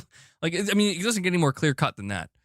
You know, I'm not saying it's okay, but it's just like, at least you're just saying what it is. You're not trying to like dance around it and be like, how do I make it seem this way? How do I make it seem different than what it really is? Like, just that's fine, you know? Like, if it's not fine, but you know what I'm saying? Like, you're just putting it out there, okay? Kind of crazy. Um I recently watched the Terminal List, and I think you have a Navy SEAL personality, especially with the hat and beard. Navy SEAL personality, bro. I'm a Navy SEAL. I don't know if I could be a Navy SEAL, man. Maybe I could. I don't know. You got to be built a certain way, like in here. I'm be the next David Goggins. One, you know, I spent all these years talking about video games, but then one day I just got up and I'm like, you know what? I'm gonna go so deep.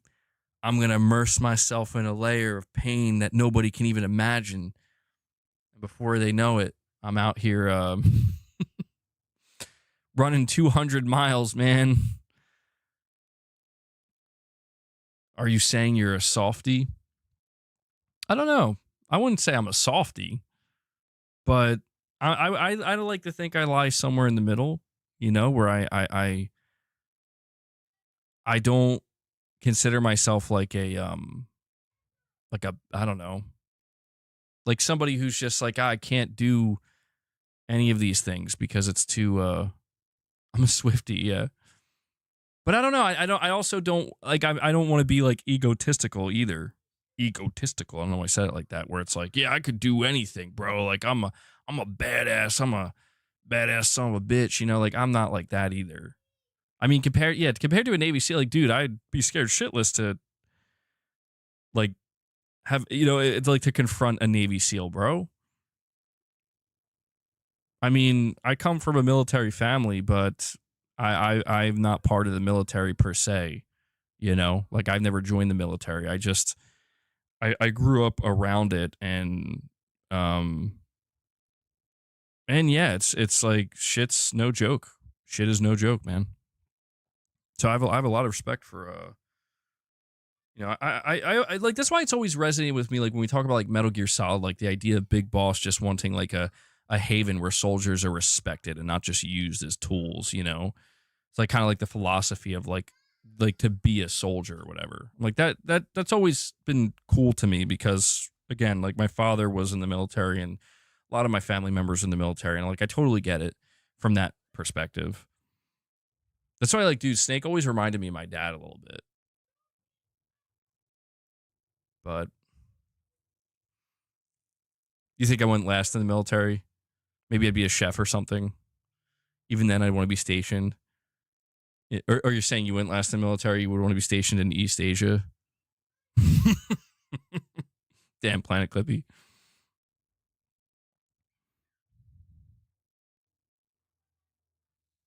You're saying an egotistical person may be a softie but tries to rigorously hide that behind a rather weak character. Yeah, I mean, you know, there's always like the conversation of like toxic masculinity versus healthy masculinity and all this stuff. And I think that, yeah, I don't know, man. I feel like healthy masculinity, at least my interpretation of it, is it is a healthy balance between, you know, like you're not hardened to a degree where like you're numb and unfeeling and like nothing phases you. I feel like that's not, I mean, that's not good for anybody, you know? But it's finding that balance of like having enough toughness, you know, and mental toughness and strength to be able to face adversity, face struggle, handle that, but simultaneously, you know, have those parts of you that are able to, you know, feel, generally speaking, like to feel things, you know, to be feeling, bro, my feelings. But yeah, that I think that's kind of like, you know, what we have to strive for, generally speaking. Yeah, I mean, dude, it's what is that? What do they call it? Like Hell Week or something? Isn't that what the Navy SEALs go through? They call it like Hell Week. The craziest thing to me about that is how like they just don't sleep. I'm like, that's crazy. Like all the physicality and the difficulty of that I get, but the not sleeping part, that to me is like that. I think that's what would break me. Where it's like I don't function well without sleep. And I like let alone being able to do these insane tasks. Um Digital dude, you're saying read last reply. You're saying this one YouTuber Tyrone Magnus skipped the parts of the state of play where the woman was talking about PS Plus. Don't tell me it was because it was a woman. There's no way. Please, oh my god, dude. There's got to be a different reason. That can't be the reason. I refuse to accept it. I refuse to believe it. I don't know. I'm not sure who that is. I think I've come across. He reacts to stuff, right? I mean, I don't have any. I don't have. I'm not going to claim to have any problems with people I don't know. You know, I don't. I don't watch a lot of. I watch YouTube content, but not like a whole lot.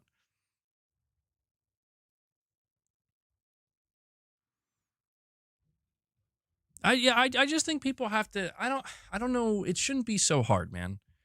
I think people are afraid. I do. I think that a lot of it is fear based, and I understand where it's like. I think people fear something that seems like it borders on insanity or something that comes from a place of maybe because like honestly a lot of people who are radicalized are just simply mentally ill, and it doesn't really matter like which side they're on. Like people who are radical are oftentimes mentally ill, like they have some serious trauma, they have things that they're not working on, and it creates a very I guess you could say like your view of the world is kind of like I don't want to use the word like not normal because what is normal, but it's something that could be deemed maybe unhealthy ultimately. And you know, it's really tough because when we talk about different ideologies and what should be accepted, what shouldn't, it's hard, man. I feel like a lot of it too is lived experience. Um, you know, people do lack empathy. No, Piper, I am not. Um, I think people do lack empathy. People do lack sympathy, but I also think people project it in the wrong way.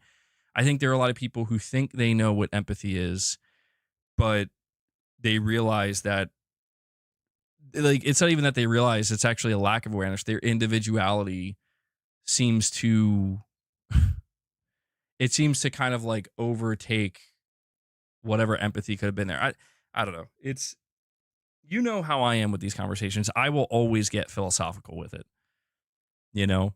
I think when people talk about politics and people talk about being on different sides and what's right and what's wrong, I think when you really boil it down, it all comes back down to like a philosophical way of life. And I think philosophy is kind of always at the center of it.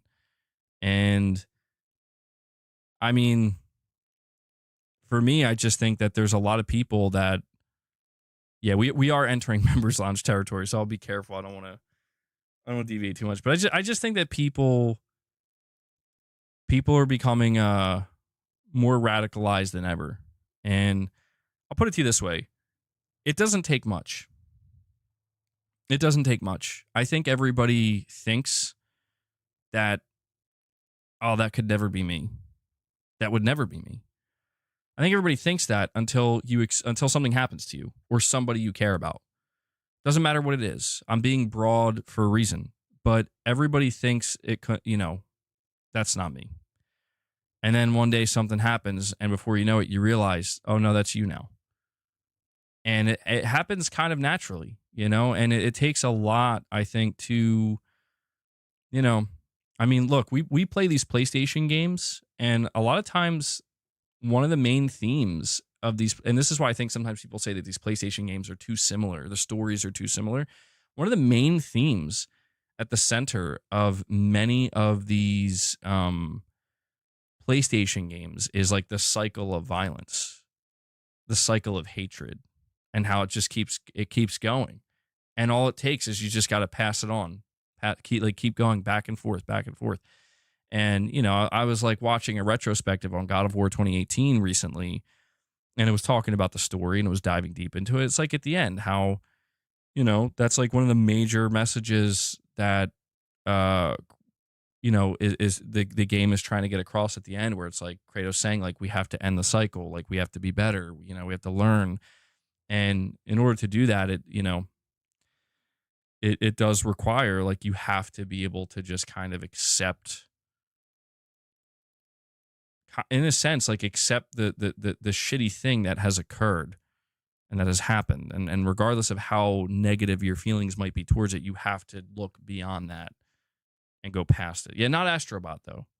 Next Astrobot 2, it's going to have a deep, profound message about the cycle of violence, drawing inspiration from God of War and or Gran Turismo. Yeah, that's even better. But no, I mean, it's like, I guess I don't mind so many of these stories having this message, because I do think it's an important message. And I think it's a very wide-reaching message that it doesn't matter, I think, who you are. Like, especially like as you get older, you're going to encounter these things. To what degree is different, but you're going to encounter exactly what these themes are touching on. Or what these messages are touching on. You're going to encounter it. And I don't know, man. I try not to go too far into these conversations unless we're in a members lounge, because my whole thing, as I'm sure you guys know by now, is I get extremely existential about it. I immediately dip into existentialism and how, I immediately zoom out, and it's like, what even is the point of any of this, Hanzo says, I just came back, but I'm not sure what the topic is. Well, we finished going over the PlayStation Studios. At this point, we're just kind of, I don't know, shooting the shit, I suppose. It's a good question, Tarnished. I don't know. Sometimes I do, sometimes I don't. I don't know. Like, dude, just yesterday, I was talking about, like, I was kind of making a joke with Mrs. MBG, but it was like, it's funny to me how when you're a kid, you learn about something like dinosaurs. But when you're a kid, you have, like, at least for me, I don't know how it is for everybody else, but for me, it's like, oh yeah, dinosaurs, that's so cool. They were here on planet Earth millions of years ago, tens of millions, hundreds of millions of years ago. And it's like an unfathomable amount of time. And I'm like, you learn about the stuff as a kid, and you don't really think much of it. You're just like, yeah, okay, cool. But then, like, as an adult, like, my mind kind of breaks at that thought now. I don't know why, where it's just like, wait a second. 66 million years ago, there were dinosaurs all over the planet, and then they were here for hundreds of millions of years. Humans weren't even a thing. And then they just all died from a comet that, like, they just died. You know what I mean? They just went extinct, bro. And then, like, it took who knows how many millions of years before life came. I don't know. It's, like, to me, it just kind of breaks my mind, where it's like, how do we just walk around knowing that? But that's like the insanity of life, is it's just like, yeah, look at all these different, I mean, look at what's going on at a molecular level. Look at what's going out there in the fucking vast reaches of space. It's like, and we just like walk around like, yep. But I guess that's the human experience, you know, where it's like we just know these things apparently, and we don't really know why, or we don't know the reason, I should say. But it just is. So I don't know. It freaks me out a little bit. It really does. Like we talk about like evolution and stuff, and I know not everybody believes in evolution. I don't even know if I believe in it. I'm open minded to anything. It's just like if that's really how it happened and how humans evolved and where we came from, it's like like that freaks me out. Like that freaks me out so much, you know. But I don't know. You know, everybody has their own beliefs. You know, there's a lot of religions out there, and I don't know. I'm in like this space where it's like I don't really just like believe in anything with certainty, because every time I come across something, and I know it sounds so stupid, but it's like I just kind of resort. But it's like, but how do you know? And I know that sounds so stupid, but it really, like, that's because that's what I ask myself. It's like, no matter how much I want to believe in something, it's like, but how do you know? And I just realized that I always come back to the same. It's like, I don't know, actually. I don't. And then it's like, well, if you don't know, then what does that mean about the other person over there? How would they know? Because they're just like you. They're a person roaming the earth as well. They got here, as far as you know, they got here the same way you did, and they're going out the same way.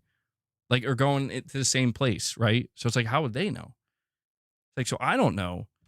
They don't know. You don't know. Who the fuck knows anything? Like, I start to really feel that way in my mind, where it's like, I don't think anybody actually knows anything. I think, what was this thing I said to myself? I said, the only things that can be true are what we tell ourselves are true. That's, you know, the only truth is the one we tell ourselves. And that's like the philosophy that I have. I don't know if you could even call it a philosophy, but it's like at the center of my philosophy, I guess, where it's like anytime I encounter anything, I always do so with the approach of like, you know, it's the only truth is the one we give ourselves.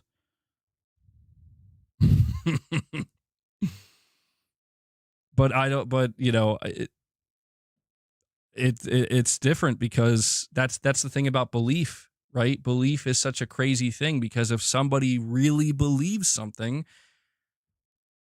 who am I to say that belief doesn't represent an actual truth simply because the belief exists? You see why my mind breaks? But MEG, what is knowledge exactly? What do you mean by saying I know or I don't know? I mean, here's something I think to myself sometimes. I think to myself, it's like an exercise.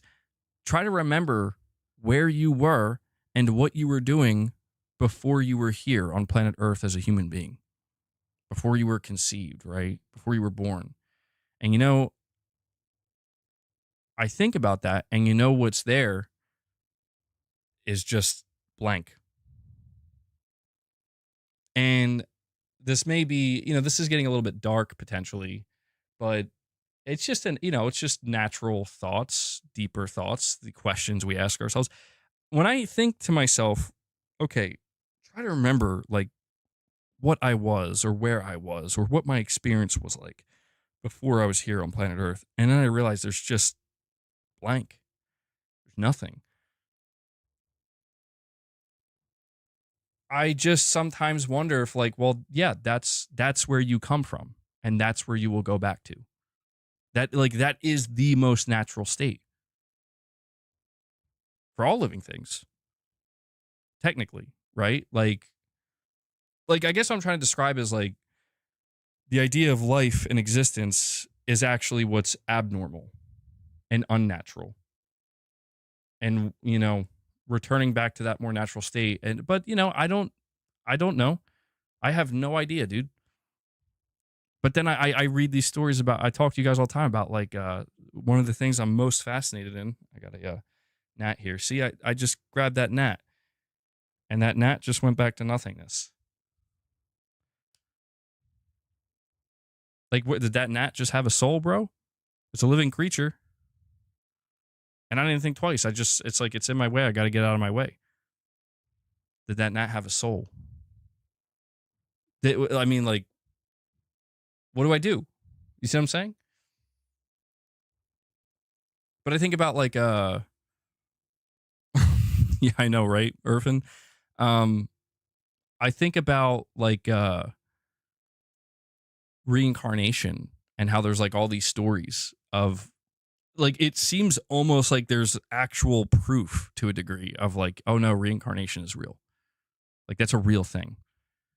Because if you listen to some of these stories, it's like this is impossible. This is literally impossible for a child to know this and to have these details or this information. It's not possible. And yet they do. And that shit blows my mind big time because the thing that freaks me out about reincarnation more than anything is it's if reincarnation is real, that means our memory gets wiped. And that's freaky to me, where it's like, I don't really feel good about that. Like, that doesn't make me feel any better. Flat Earth gang. Imagine we're the gnat and we meet something more advanced. I mean, dude, when you fucking look out at into deep space, you realize we are a gnat. We're less than a gnat. Shit's scary. This is when you know we're out of topics. Yeah, dude. Well, think about it. It all comes back down to PlayStation because what's PlayStation doing? PlayStation's trying to get you to ask the bigger questions. That's the whole point of these deep stories, man. PlayStation, these developers, they want you to ask bigger questions. They want you to look within yourself. You're saying souls are not killing more complex life is effed up to you. You feel way worse about having accidentally run over a mouse than I do killing a fly. Mice are cute and have a degree of higher intelligence. See, but that's interesting. And I totally get that. And I don't understand that. Like that, I question like why is it? Because it's that exists naturally in my mind as well. Where it's like I would feel way worse about like I see a fly in my house, I'm gonna beat the shit out of it, dude. Like I'm gonna literally hunt that thing down and murder it. It's got to go. I see like a like you're saying, like a mouse, like a dead mouse or so, like I accidentally like run over a mouse or something. It's like, oh, I feel like shit. Why? Like what? Like that? I don't understand that. I don't understand it because it's like, well, life is life, right? Is it not? I guess it all hinges on the belief itself. Even the objective stuff in our world would require an irreducible. I don't know if I'm saying that correctly. Experiencer or believe that something is factual. Well, I mean, think about like when people. I mean, I don't know if Wes is still here, but he'll have something to say about this. Like people go on these trips with, these acid trips or DMT trips or ayahuasca and shit like that. And it's like the experience is so, and that's the thing, the key word experience is so profound that it like hard resets you as a person in most cases. Like it completely hard resets you. And I'm just like, what the fuck does that mean? And there's a lot of like, well, it's a connection to the spirit world. And then, more, I guess, less spiritual people will say, well, no, that's just your brain. Your brain is basically a complex PC. And when you take these substances, you're basically just like hard resetting your PC. And I'm like, there's like, that sounds so cursed though. Piper, you're saying, I know because Jesus revealed himself to me. I can respect that, Piper. I grew up around Christianity, and Catholicism, and I still struggle with it, you know. Um, I very much am like I'm on both sides at the same time, and I know that that's not good necessarily because I can't make up my mind. But it's like I don't know. I've always struggled with specifically Christianity because that again, that's what I grew up with, and my family was not the most religious, but I grew up around the Bible. I went to church a lot, not a lot, but like throughout the years, somewhat frequently. Um, and Christianity was talked about more than anything within my family, people I know, and I don't know. I've never been able to just like if I were to like Piper, if I were to try to go in that direction and be like that much of a believer, deep down, it would not be true. And so like the irony there is that if it is true, if God is real, if Jesus is real, if Jesus is the savior or the son of God, right? And if all this turns out to be true, then it's like, well, he would know that. Like he would know, like I know you don't actually believe it. You know what I mean? It's like I could see deep down like that, like you know what I'm saying? Like that the answer to your question is not actually answered. And so that's why I guess I don't feel like I don't want to lie to myself either, and just tell myself things that would be easy. It would be easier for me, and I wish I could. Like, there's a part of me that almost like wishes I could see things differently and feel differently about things because it annoys the hell out of me. Like it annoys the absolute hell out of me. Where it's like, man, I am tired of my brain being so like I'm tired of thinking so much, about all this stuff, but I can't help it. And I won't lie too, like the more things I experience, the more difficult it becomes. Like this year alone, I mean, I talked to you guys earlier in the year all about like the loss of my cousin and the horrific way that he passed. And it's just like, well, that's somebody I knew and loved and cared about.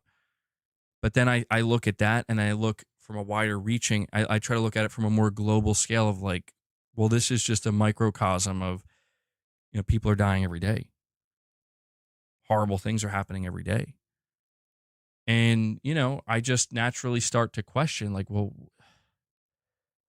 again, like what is the reason? What is the reason for all of this? Especially the bad stuff. The good stuff is good, right? We love the good stuff. And I don't know, sometimes I do these thought experiments where I'm like, okay, well, what's the one thing that could be removed from, because it's kind of like what Tarnish was saying. Where like, you talk about like, even the things that we consider objective, we are confined to the laws of physics on planet Earth anyway.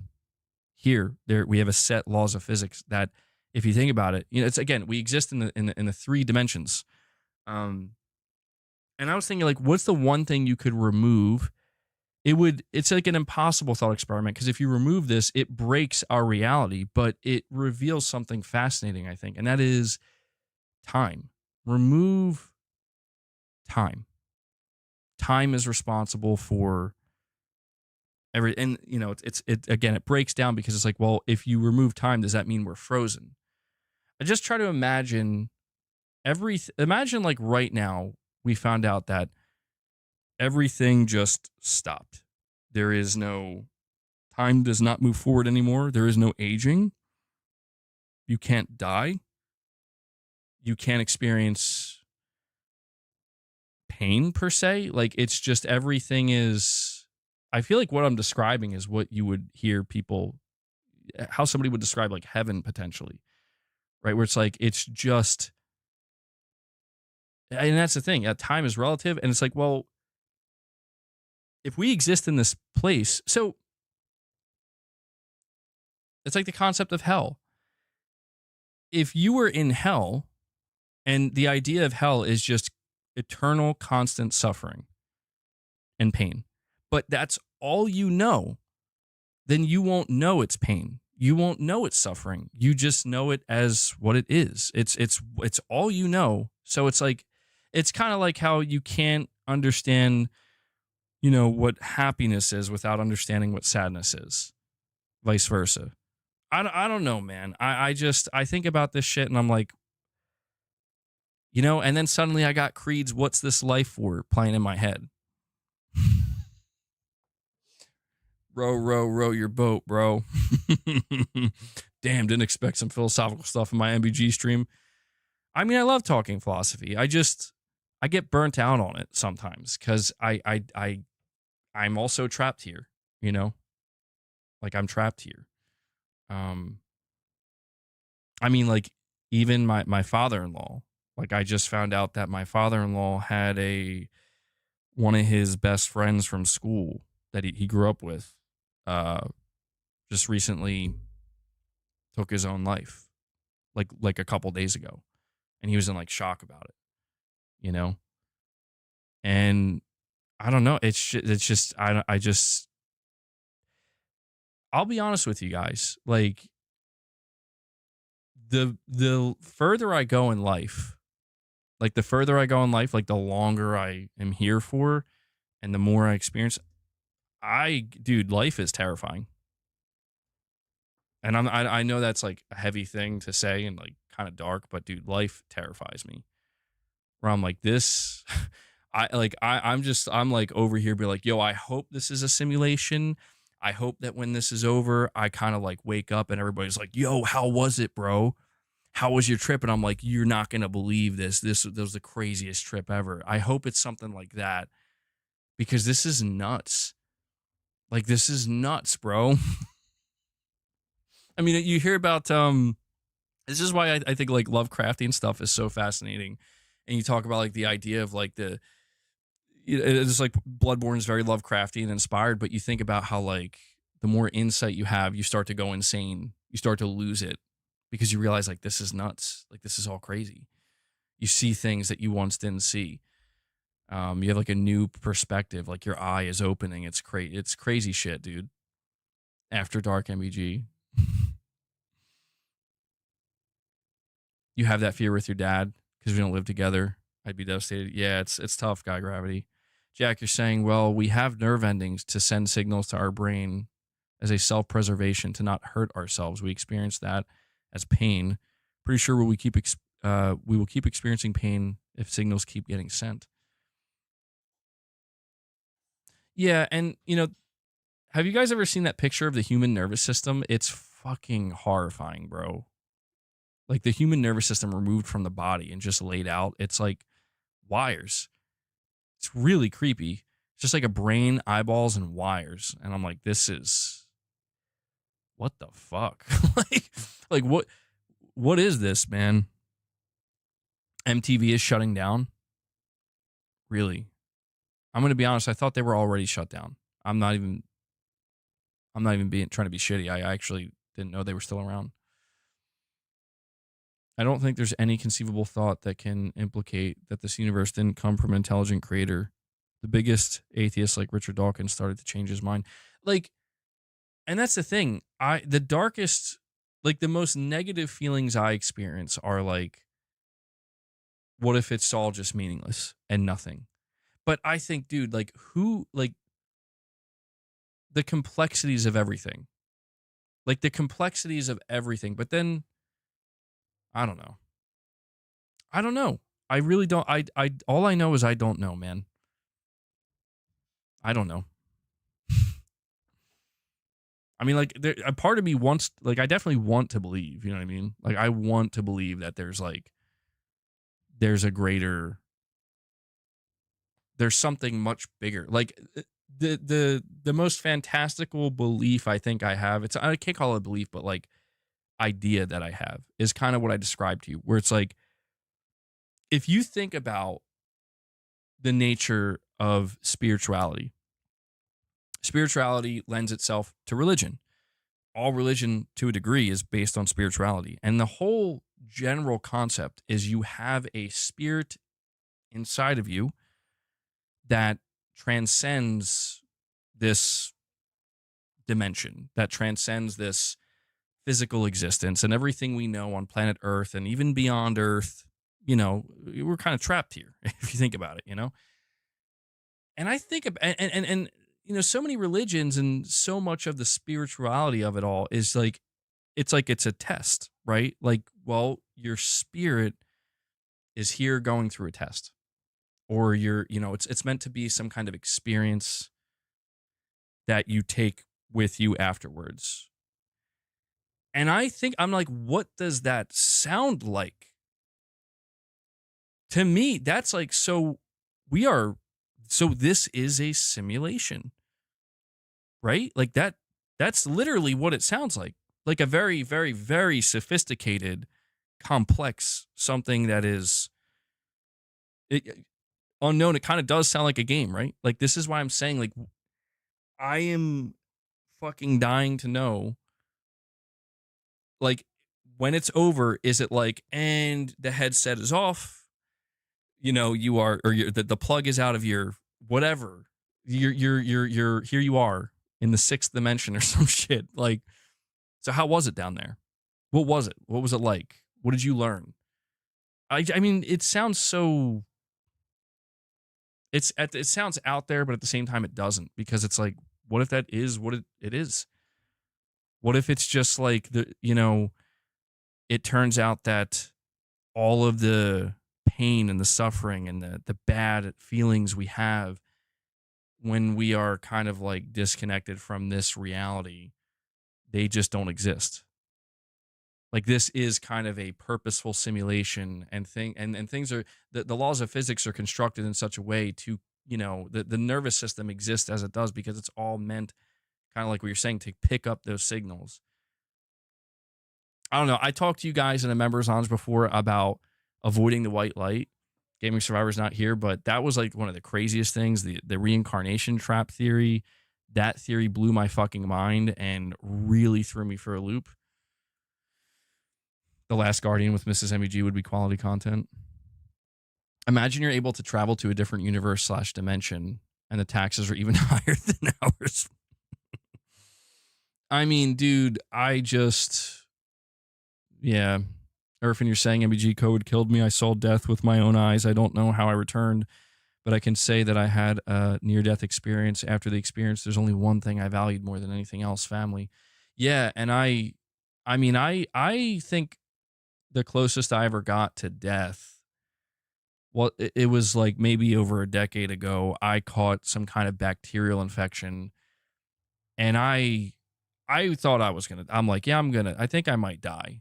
And the thing is, I was so done, dude. Like, I realized that when you feel this exhausted, and I don't know, maybe Irfan, you can speak to this as well, but like, when you feel like you just have nothing left, like you're just waiting, you're like, okay, I am at -10, -20, -30. It's just, there's nothing there, and you're just like, well, okay, I guess this is what it feels like to kind of die, you know? Like, all, like, I'm ready for the DMT trip, or, you know, the chemicals to start going off in my brain to help transition me to whatever the hell's going to happen next. And luckily that didn't happen. You know, I did survive, but I was like, I was convinced. I'm like, dude, I'm so sick. Like, I can't keep fluids in my body. Like, I couldn't drink. I couldn't keep fluids in my body. I was reaching dangerous levels, like where it was even dangerous for me to take like antibiotics, because there was the bacteria could have, you know, if it doesn't get completely eradicated, it could become resistant. And then that's when it actually starts to become life threatening. And I don't know how I caught it. It was like crazy, but I'll never forget. I'll never forget. Like, dude, it's like, okay, this is what it must feel like to actually wither to a point where I am so weak and so ill that, yeah, I mean, I'm like, I think I'd be cool if I died, you know? Like, I'm just so I can't do this. And it took a while. It took a long time, but I did slowly recover, and it scarred me. It absolutely I'm like, dude, if I never want to experience that ever again. Like, I would rather die than go through that again because that was horrific. So I kind of understand. Yeah, exactly. You just kind of you just like kind of let shit go. You're like, dude, I don't even know what's going on anymore. But yeah, life is weird, man. Life is very mysterious. I don't know how I got gravity. I just remember I went to the hospital. They tested me for it, and they were like, "Yeah, you have I forget the name of the bacteria, but they're like, you have this bacterial infection, and it's pretty fucking serious. Like, you have to, you know, like they were like, they weren't saying like I was gonna die, but it's like you gotta. They had to give me a lot of fluids, and I almost had to go back to the hospital again because it's just it was one of these things where like I didn't know what it was like to actually lose so much fluid in your body where it's like, dude, you start to get a feeling of like, so this is how people die of dehydration. And it's scary because it's like your body will just start slowly shutting down. Like, just like literally can't do what it needs to do because it doesn't have any fluids. It's creepy. It's really creepy. Make sure you stay hydrated. I mean, it's crazy. Maybe DMT itself is an afterlife chemical. That does mean something. Well, I will say, I looked it up. And it's like, do you know that we have no evidence of other dimensions? Apparently, I don't know why that was surprising to me. Like, we have no actual evidence that there are other dimensions beyond ours. So, like, if I type in like, is there proof of another dimension? The AI overview, anyway, says no, there is currently no scientific evidence or direct proof of other dimensions. While some scientific theories, like string theory, propose the existence of extra dimensions and parallel universes, these concepts remain theoretical and lack empirical evidence. Scientists continue to search for evidence, but the idea of another dimension is currently considered a speculative aspect of science fiction rather than a scientific fact. It says string theory. The theoretical framework suggests that the universe might have more than the familiar three spatial dimensions plus time. Mathematical possibilities. Math and physics can describe higher dimensions as possibilities, but this does not equate to proof of their existence. Unifying physics. The idea of extra dimensions arise in attempts to create a single comprehensive framework for understanding in all of physics. So why is there no proof? Lack of observational evidence, untestable theories. This when you start to read this shit, this is why I feel like we're purposely trapped. Like, we are caged, bro. It's like we have no observable evidence, so we can't see it. We can't test the theories to prove it's there as of right now. And it says familiar dimensions. Our current physics models and experiments show no evidence for extra dimensions at even extremely precise levels. What does this mean? It goes deeper and deeper, but yeah, man, I don't know. I don't know why that for some reason I thought that we kind of just knew to a degree. Like, oh yeah, there's definitely other dimensions, but apparently it's just like, no, we can't, as of right now, like, we can't actually prove it. I'm like, that's weird. But you see, that's what's so funny is like there's so much we can't prove, right? Like, we can't even get the universe right when we look out there. When we can actually, like, the things we can actually observe, we're still getting shit wrong all the time. And we're like, oh, you know what? Actually, it's not that simple, or our model is completely broken now. So it's like, how the hell would we even be able to begin to comprehend other dimensions? But I guess that's where the spirituality comes into play, right? That's where the faith and the belief comes in.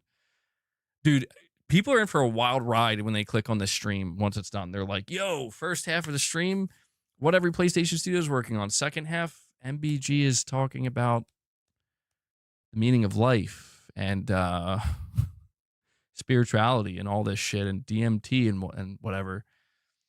Devil Shooter's on it, though. He's got it. I guess this should have been a members lounge, but I don't know. Once I get going, I get going. Fourth dimensions, hypercube, and tesseract are hypothetical objects. MBG, after gaming and flamenco music, I'm a history and mythology enthusiast. I love museums. Do you like going to museums? I actually don't really. I can't remember the last time I've been to a museum. I don't seek out going to museums, but anytime the few times I've visited one, I definitely, you know, I was pretty intrigued. I'm like, this is some cool shit. That's what I should do. Me and Mrs. MBG should go to a museum. We only kind of started thinking about this shit in the late 1800s. Kind of. I mean, it goes way back. I mean, philosophy's been around forever, but Piper with a super chat says there's no testing things of God with science. Well, I mean, that's the thing, dude. If this is like, sometimes I think about it like, sometimes I feel like we are the equivalent of like, if you were to look at a game like The Sims, right? The Sims, the Sims characters in the game, like it is an impossibility. It is not possible for these, these artificial creations to have thought or reason or what we would describe as consciousness. But I feel like that's kind of like we are on that, but on like the highest level of like we are allowed to have those things, but we are not allowed to go beyond that. Like that is like the hard cutoff where it's like you can imagine it, but you can't actually do it. And I guess what I'm trying to say is if it feels like there is a purposeful, it feels like there's a purposeful construct to a degree, where it's like, oh, well, what changes time? What can manipulate time? Well, the only thing that can manipulate time is first you got to be able to go faster than the speed of light. It's like, well, how do you do that? It's like, well, you can't. You can't go faster than the speed of light. But if you could stop time. You could go back in time. If you could travel faster than the speed of light, you could go forward and back. You could move throughout time. Like it's nothing. And we know that. Like that's what's kind of freaky about it is like we know that. We have quantified that. We have essentially proven that through particle acceleration. But then it's like, okay, so what do we do with this? Fuck if I know, dude. Like, fuck if anybody knows. What can we, like, yeah, what can we do with it? I don't know. Like, are we going to figure out a way to move a human being at the speed of light? Is that going to be a thing that we ever figure out? I doubt it. It feels like that's kind of like like you've reached the parameters of the game, buddy.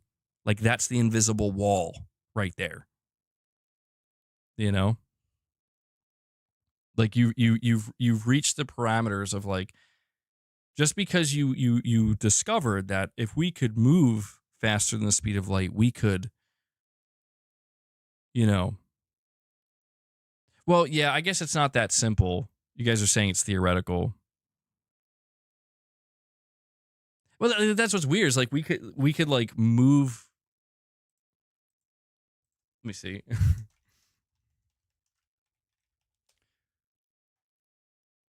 So it says time travel to the future is possible and has been demonstrated, while travel to the past is theoretically possible but faces major scientific and paradoxical challenges. Traveling to the future is a consequence of Einstein's theory of relativity, where time passes slower for a moving object or one is in a strong gravitational field compared to a stationary observer. Theoretical physics explores potential methods for past travel, such as wormholes, but these are highly speculative and come with significant problems like paradoxes. So, and the need for unproven concepts like negative energy.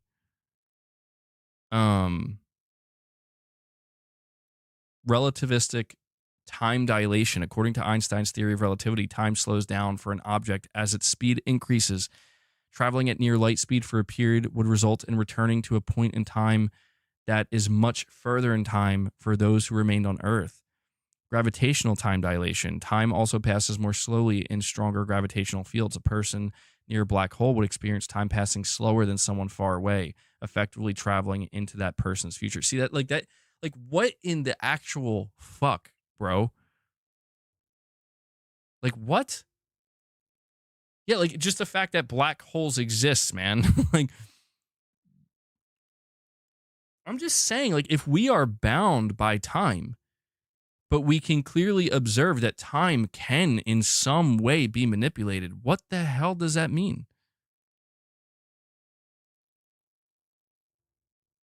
I'm having an existential crisis live on air, bro.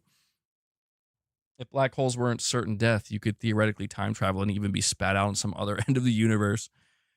Yeah, one of the freakiest things I heard, time isn't real, time is an illusion. It could be. One of the freakiest things I remember hearing is like if you could go to the bottom of a black hole, like theoretically, right, you would just be frozen. And I'm like time would just stop. There would be no, like, time just wouldn't exist and you would be, but it's like, well, it's impossible to kind of really imagine that because it's like, well, what does that mean? You know? It reminds me of that episode of SpongeBob when he was in that time traveling machine and he just like got to that Squidward. He got to like the place where it's just all white and there's like nothingness. He's like, where am I? It's like it was like time just stopped, like it doesn't even exist anymore. I told you, MBG, time is relative to the Earth's rotation and gravity. That's why time is different in space. Yeah, man. I mean, it always, time dilation always freaked me out. Like the idea that if it's like you know, if you travel at a fast enough speed and you go and you travel to a far distant planet and then you come back, for you it's like 3 years passed or 5 years passed. You come back to Earth, it's like 100 years passed, bro. It's like, what? Like that. You know what that feels like? That feels fine tuned. That's what that feels like. That was purposely made that way because of how it impacts all living things, at least here on Earth. Anyway, guys, we are past the 4 hour mark. And man, I might have to unlist this stream. I don't know, dude. I don't know if it'll be necessary to unlist it, but the stream, it's just not gonna make sense for people. They're gonna come in and be like, oh, 4 hours of PlayStation Studios. It's like, no, 2.5 hours of PlayStation Studios talk, 2 hours of existential crisis. I don't know, maybe people want that. Do people want that? I don't know if they want that. There's a Stephen King short story called The Jaunt. Oh yeah, I heard of that. Where this concept gets even more fucked up and terrifying. There's jaunt space, where if you go through conscious, every second feels like 1 billion years. Yeah, I heard about that, man. Where it's like you have to close your eyes or something. You have to keep your eyes closed when you go through the jaunt. How much time till we get a Jade Cocoon remake, MBG? I don't know. Pragmatic Cat says we are in the Matrix.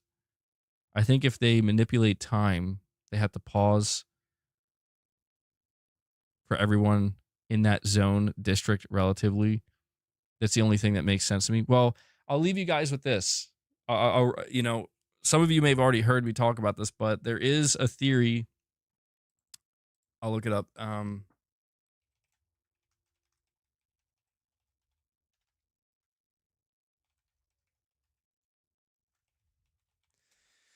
There is this theory called the reincarnation trap.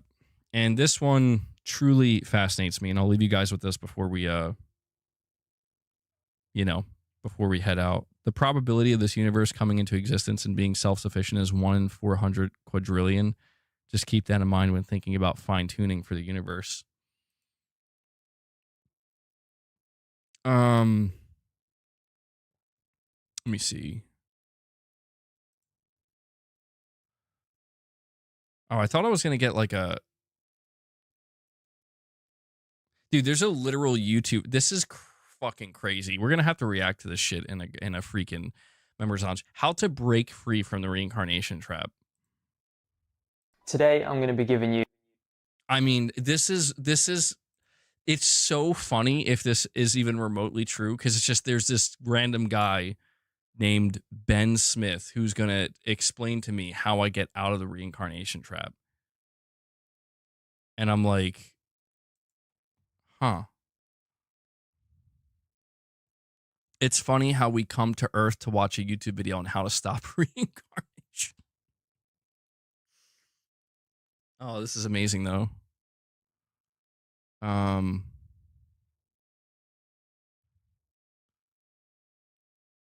We are eternal beings that already know everything. We enjoy letting go of knowledge for the sheer joy of finding it again. Oh. Now that's an interesting thought. The reincarnation cycle makes sense. I heard a pre-birth experience on another channel where the person claimed that there was a choice in who to reincarnate as. The choice was influenced by what the person wanted to experience, but also limited by the babies being born in terms of traits. Oh my God, it's an RNG, bro. Oh my God, we are in an RNG respawn, like RPG. What is happening?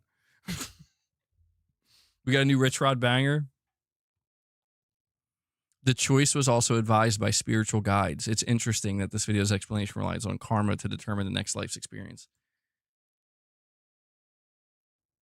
I need a cigarette and I don't even smoke. Rich Rod, bro. Anyway, the reincarnation trap, the idea is we are literally trapped here by these cosmic beings that they want to trick us into believing that we have to reincarnate. We need to reincarnate. We need to come back because we have that bad karma and we got to right our wrongs. But in reality, they're just tricking us. Our soul and our spirit is actually free to go wherever we want and go so far beyond Earth that nothing can hold us. I don't know why though. I mean, that sounds like some made up shit, doesn't it? Sounds crazy. Sounds totally crazy. But you do gotta wonder.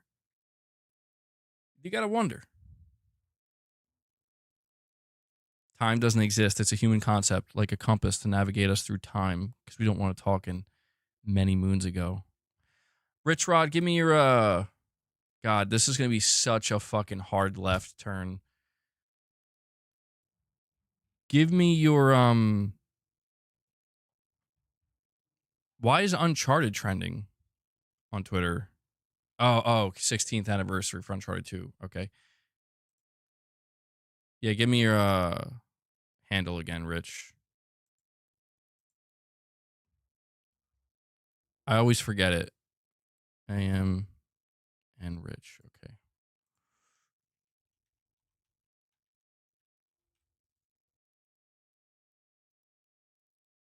All right. What's this one called? Yo, Rich, if you could make one about like I don't know, like the meaning of life, you know, maybe don't. Maybe that's too much. We don't need songs about that. That's too much. So this one's called Princess Xbots. Okay. Guys, if you want to drop any more support, I'm going to play this song and then we're going to wrap it up. But if you want to drop any more support, whether that be memberships, membership gifts, super chats, direct donations, that would be the time to do it, man. Oh my God. What a crazy stream. They don't want no more. They don't want no more. Princess Xbox. I found the meaning of life. Princess Xbox. You pronoun lovers. Got no more creeps touching your controllers. Princess Xbox. Princess Xbox. Princess Xbox. Princess Xbox. You pronoun lovers. Got no more creeps touching your controllers. Princess Xbox. Princess Xbox. Princess Xbox. Princess Xbox. Yeah. You already know who it is, bitch. The motherfucking bitch with the bitch with the bitch. You know what I'm saying? It's bitch. Princess Xbox. Yo, Rich, you're gonna get me demonetized, bro. You're in pronoun hell forever. I don't give a fuck if you don't like it.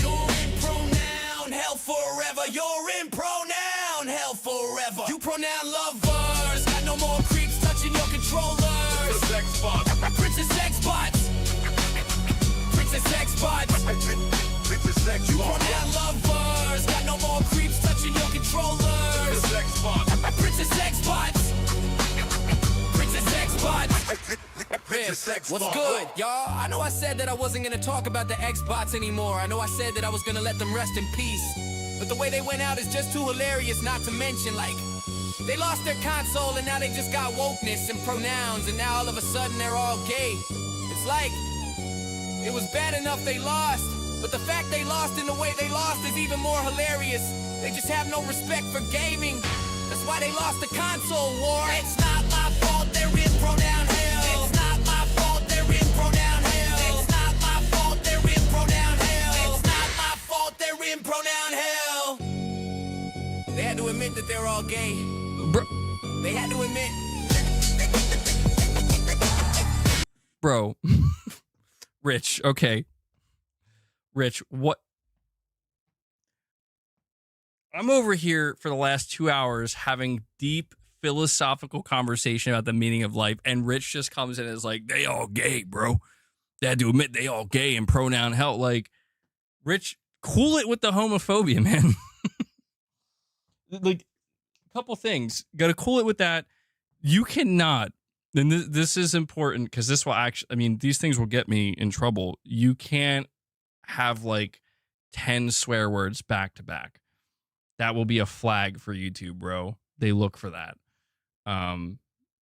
Good beat though, but Jesus, oh my God, that was alrighty then. Well, I mean, I don't know if it's true homophobia. I mean, he's not saying he has a problem with it, but he's just, that's what he's calling it, you know. I just think it's flying too close to the Leia, hey, stop. It's too risky, man. All right. He could mean happy. He could mean happy. Let's not forget. All right. Guys, that's going to wrap it up. This stream may go unlisted because holy shit, this is a cursed stream. This is a beyond cursed stream. I don't even know. Remembered the Flintstones. Yep. There we go. Rich says, yeah, he was just saying they're all happy now. They do seem happy, don't they? I don't know how, but they are. But guys, that's going to do it. We're over 4 hours in. I'm going to wrap this up. Again, the stream might go unlisted. We'll have to see. But I want to thank everybody who tuned in. Thank you for coming and hanging out with me. Hopefully you enjoyed what we went over when talking about PlayStation Studios. You basically got a members lounge for non-members as a second part of the stream. But yeah, that's going to do it. I want to thank everybody who dropped any support. If you dropped any memberships, super chats, direct donations. I can only do what I do here because you guys make it possible. So a big thank you to the community for that. And also want to give a shout out to Devil Shooter, who does the timestamps for the streams. If you guys see him in the comments, show him some love, give him some thanks. I know he appreciates it. And yeah, Erfin, I don't even know what happened today, man, but we're gonna shut it down now. All right. So guys, enjoy the rest of your day. I will catch you in the next one. All right. That does it. Until next time, take care, everyone. Oh, man. Why do you do this to me, Rich?